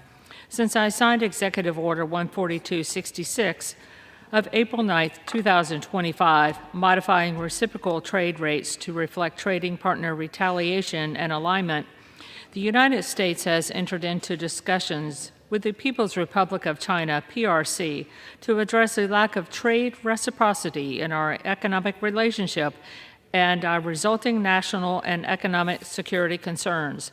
Conducting these discussions is a significant step by the PRC toward remedying non-reciprocal trade arrangements and addressing the concerns of the United States relating to economic and national security matters. As a result of this significant step, pursuant to Section 4C of Executive Order 14257, this order modifies the harmonized tariff schedule of the United States to suspend for a period of 90 days application of the additional ad valorem duties imposed on the PRC listed in Annex 1 to Executive Order 14257 as amended by Executive Order 14259 of April 8, 2025, amendment to reciprocal tariffs and updated duties as applied to low-value imports from the People's Republic of China, and Executive Order 14266, and clarified in the Presidential Memorandum of April 11, 2025, clarification of exemptions under Executive Order 14257 of April 2, 2025, as amended, and to instead impose on articles of the PRC an additional ad valorem rate of duty as set forth in the order pursuant to the terms of and except as otherwise provided in Executive Order 14257 as modified by this order. My administration will continue to consult with the Congress on our efforts to address extraordinary and persistent annual U.S. goods trade deficits. I'm enclosing a copy of the executive order I have issued. Signed, Donald J. Trump, the White House, May 19, 2025. The message is referred to the Committees on Foreign Affairs and Ways and Means and ordered printed. Pursuant to Clause 12A of Rule 1, the Chair declares the House in recess until approximately 6:30 p.m. today.